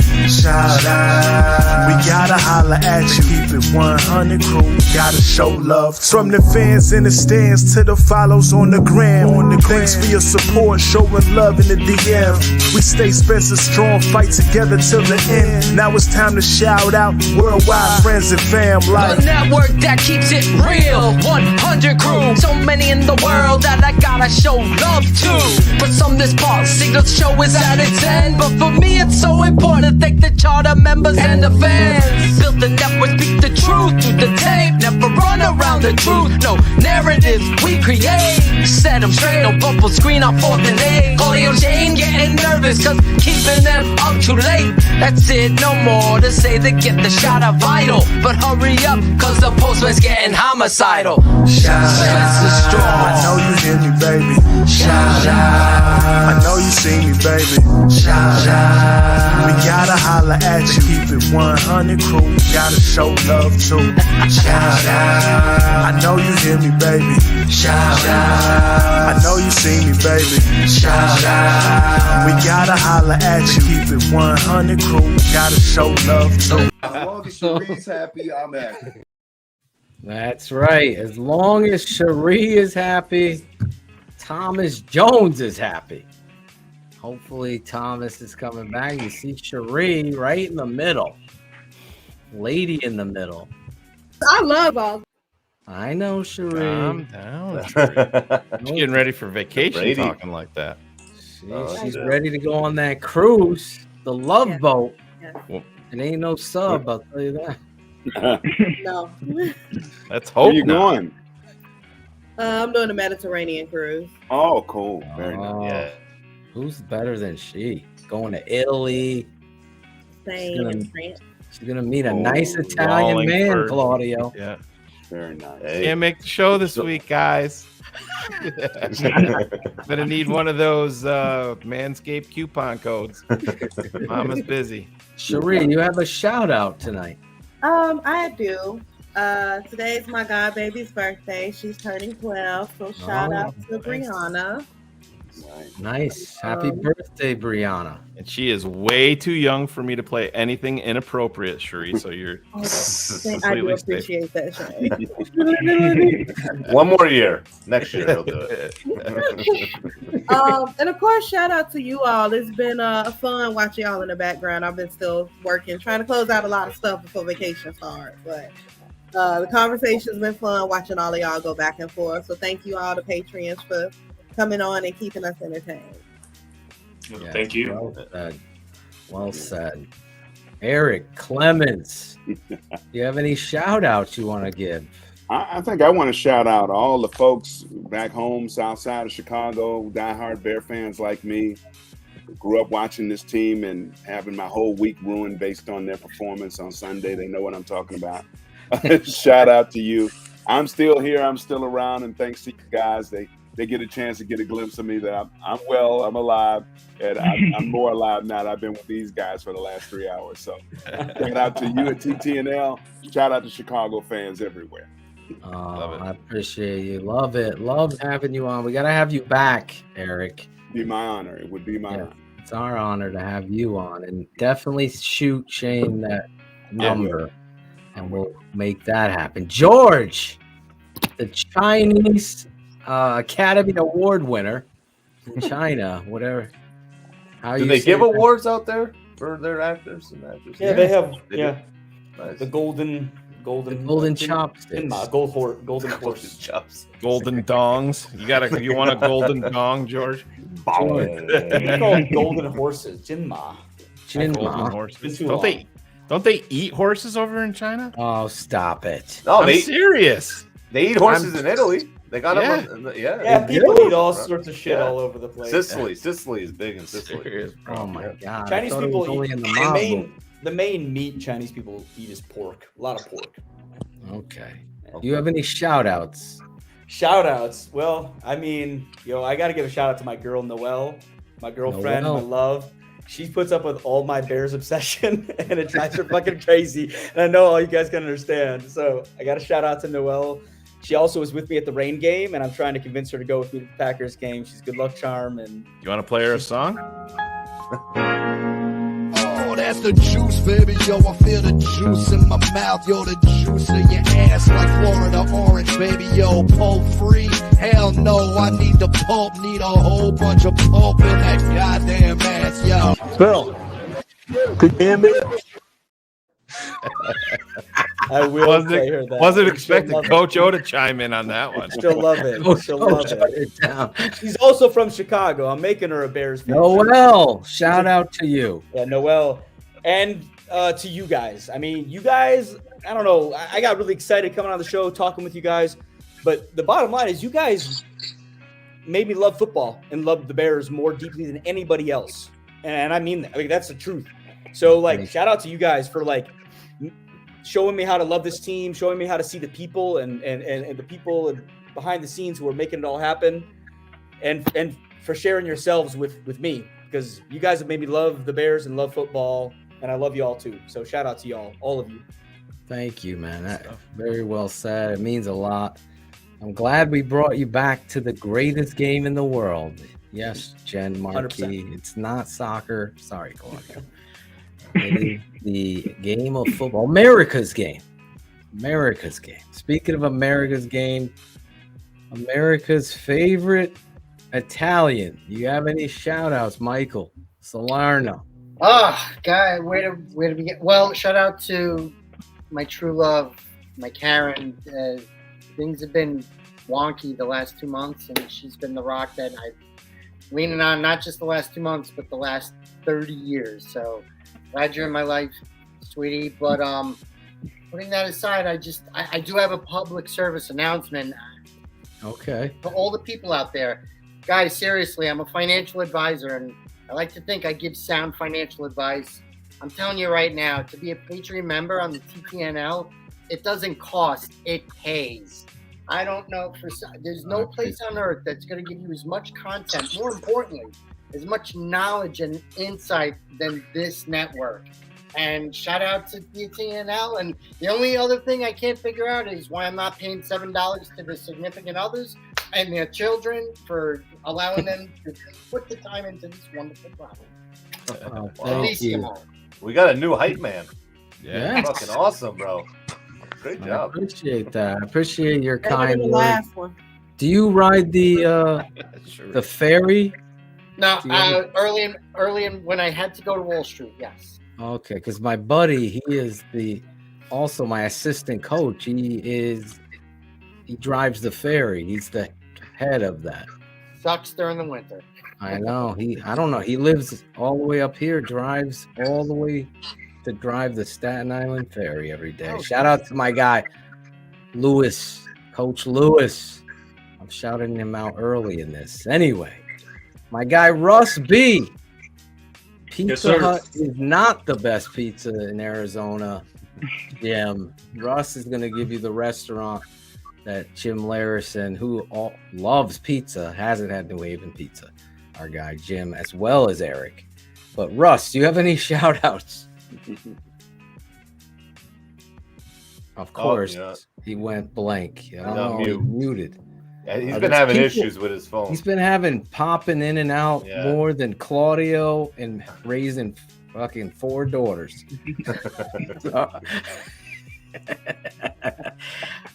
Zach Bradley, do you have any shout outs all the way from Wisconsin? Yeah, I'll shout out one of my oldest friends, Gerald, fellow Bears fan. The only other Bears fan that I really have met and become friends with here. So he's helped me stay sane. Shout out to everybody at the Tape Never Lies Network. Just teaching football, teaching the fundamentals, showing why Charles Leno was a turnstile, showing why Khalil Mack was as dominant, as he was, and just showing the intricacies of how, football truly is a true team sport and how everything works together. And finally, just shout out to my mom, because she's the best and she raised me really well. And I wouldn't be at the person I am without her. So nice. I got it up. Awesome. Nice. Claudio. Nice plug. Claudio and Shane with moms. You gotta watch out, Zach. Seriously. Zach, you know that wasn't me. That was all Shane. You know that. I don't even have to tell you. It must have been Cherie. I didn't do it. Very well said. Russ, back to you in Arizona. I know you have Shane's old internet. Yeah, I'm getting bounced left and right. You got a shout out. Yeah, no, I just wanted to say thank you for having me on. Like I said, I've been following you guys for years. This was a blast. I love talking football. This was a total blessing to be able to talk football with you guys. So shout out to my family, and shout out to my girl Sheila. She's watching right now. She's also a big fan of the network. So my phone's on 2%. My Wi-Fi is probably about to bow out again, so just want to say I'll be watching again next week, and I hope to be able to do this again with you guys sometime.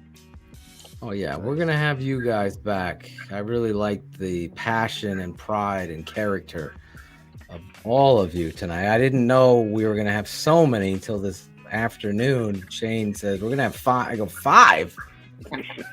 We got Eric Clemens. I'm all excited to get to know him.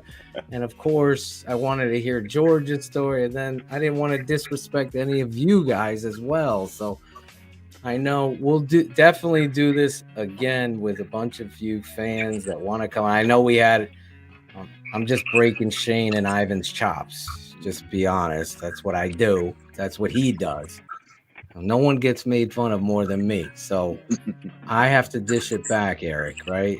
You definitely do. I have to. But that being said, there was at least 10 other guys that wanted to come on.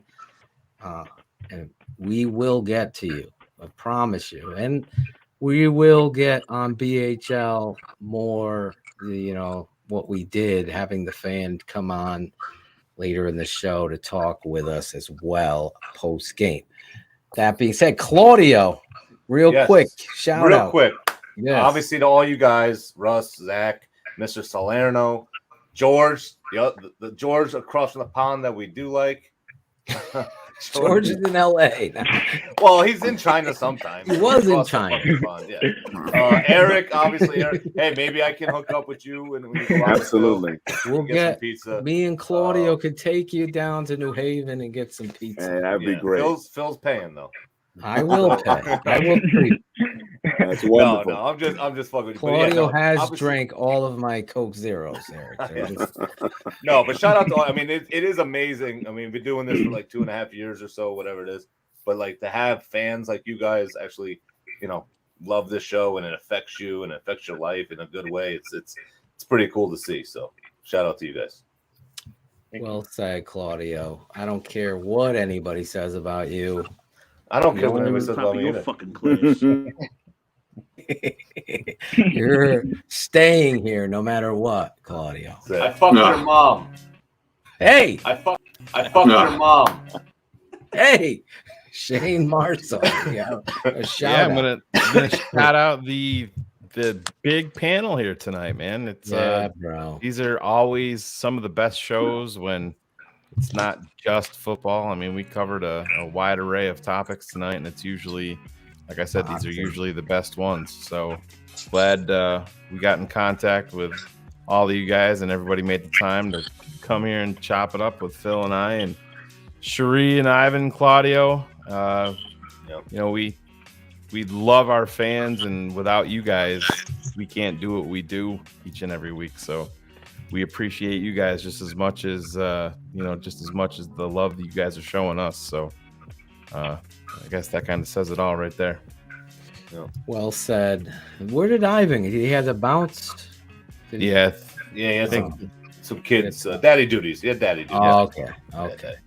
Well, I want to shout him out first. Great job tonight producing. Cherie, always you. Please enjoy yourself. Be safe. Watch those fucking Italians. Gotta be careful. For real. They're not all like me. They're not all good dudes. Really? Tonight obviously was special for me because it was a surprise that Eric Clemens. I grew up and watching this man on television, and to know that someone's a fan of you when you were a fan of them, it comes full circle. So as many bad things as there is with social media and technology, there's always these amazing things like being able to connect on a show that we do and get to see you in person. So I want to shout you out, sir, for giving us your time and being generous and really, hopefully, let's build a friendship off of this and family like TTNL is. We would love to have you on again. Absolutely. Thank you so much for coming on tonight and sharing your truth and those kind words about our network and the work that we put in. It means a lot coming from somebody as professional as you, sir. Proud patron, believe that. we have one more Mike Tyson impression? I mean, I watch you fucking guys all the time. I mean, when I'm tired from a fight, when I'm, I have to put my blood and whatnot, I just watch you guys. I mean, I love you fucking guys. You guys. Wow. Yes. Very good. I love it. That was good. I love it.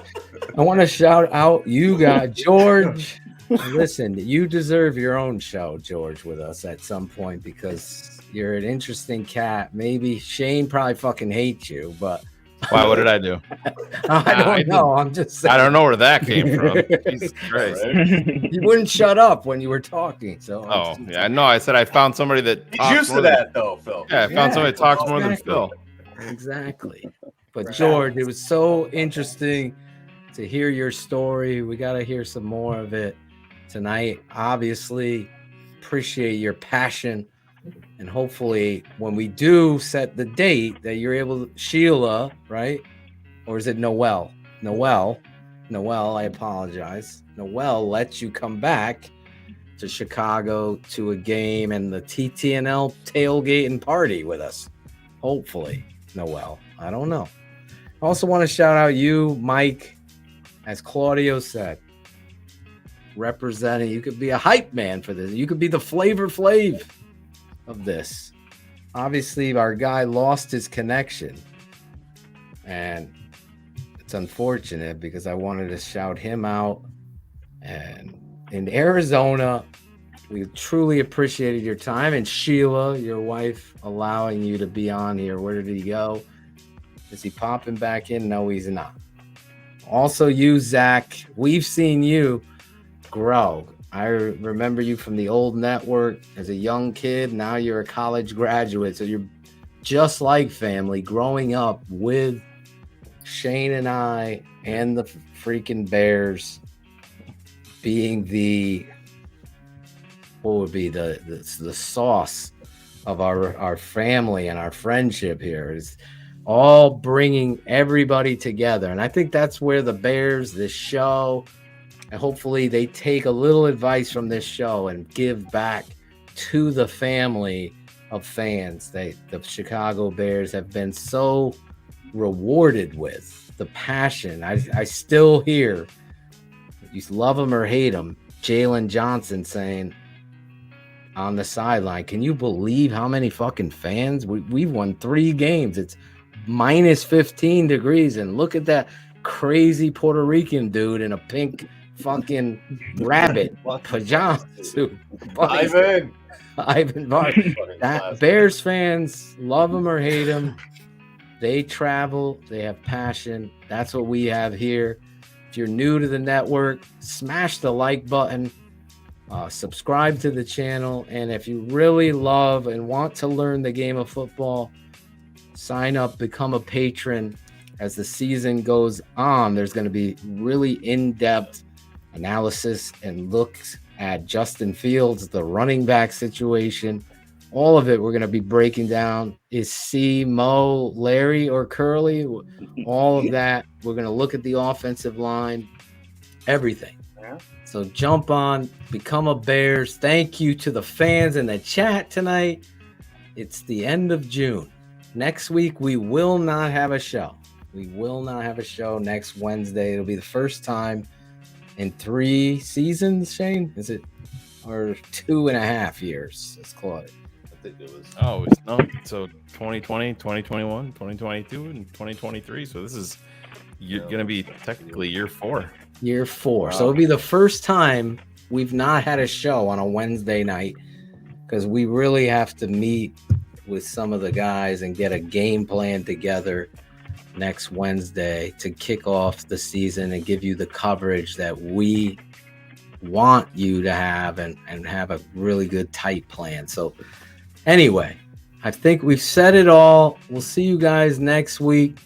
2 weeks from today, and maybe have some more of you fan shows as we prepare for the season of 2023 Chicago Bears. There'll be updates, Cherie, from the Mediterranean Sea. Shane will be going on vacation. The Otoshans are going to go on a little vacation. So we'll see. We'll see you guys next week. Shout out to all of you guys. God bless you. Good night. 4th of July. Be safe. Have a great 4th of July. Be safe on the south side. Bon voyage, Sherry. Yeah. Happy sailing. I love cruising. So I've never been on a cruise. Oh Really? God, you got to try one. Yeah, Got to try one. Yeah, I gotta try it. highly recommend. Even with all the sinking ship and all that, my wife's nervous. Well, Not the same. that's an anomaly. But thousands sail every day and nothing happens. But when one does. Oh. Well, you But know anyway, our luck. Me again. and Shane have had a really good luck. Yeah, exactly. God bless you guys. We'll see you next time. All right, thanks so TTNL, much. keeping it 100. Here is what the Tape Never Lies Network means to me. Now, there's a lot of sites out there, a lot of fan sites and all that stuff, but there are few, if any, that matches the knowledge, the wisdom, and the charisma of the Tape Never Lies Network. It is what I rely upon each and every week to find out what's going on with our Chicago Bears. Listen, I like the Sick podcast. It's fine. Its host is okay. But for me, the money site is the Tape Never Lies Network. Watch it.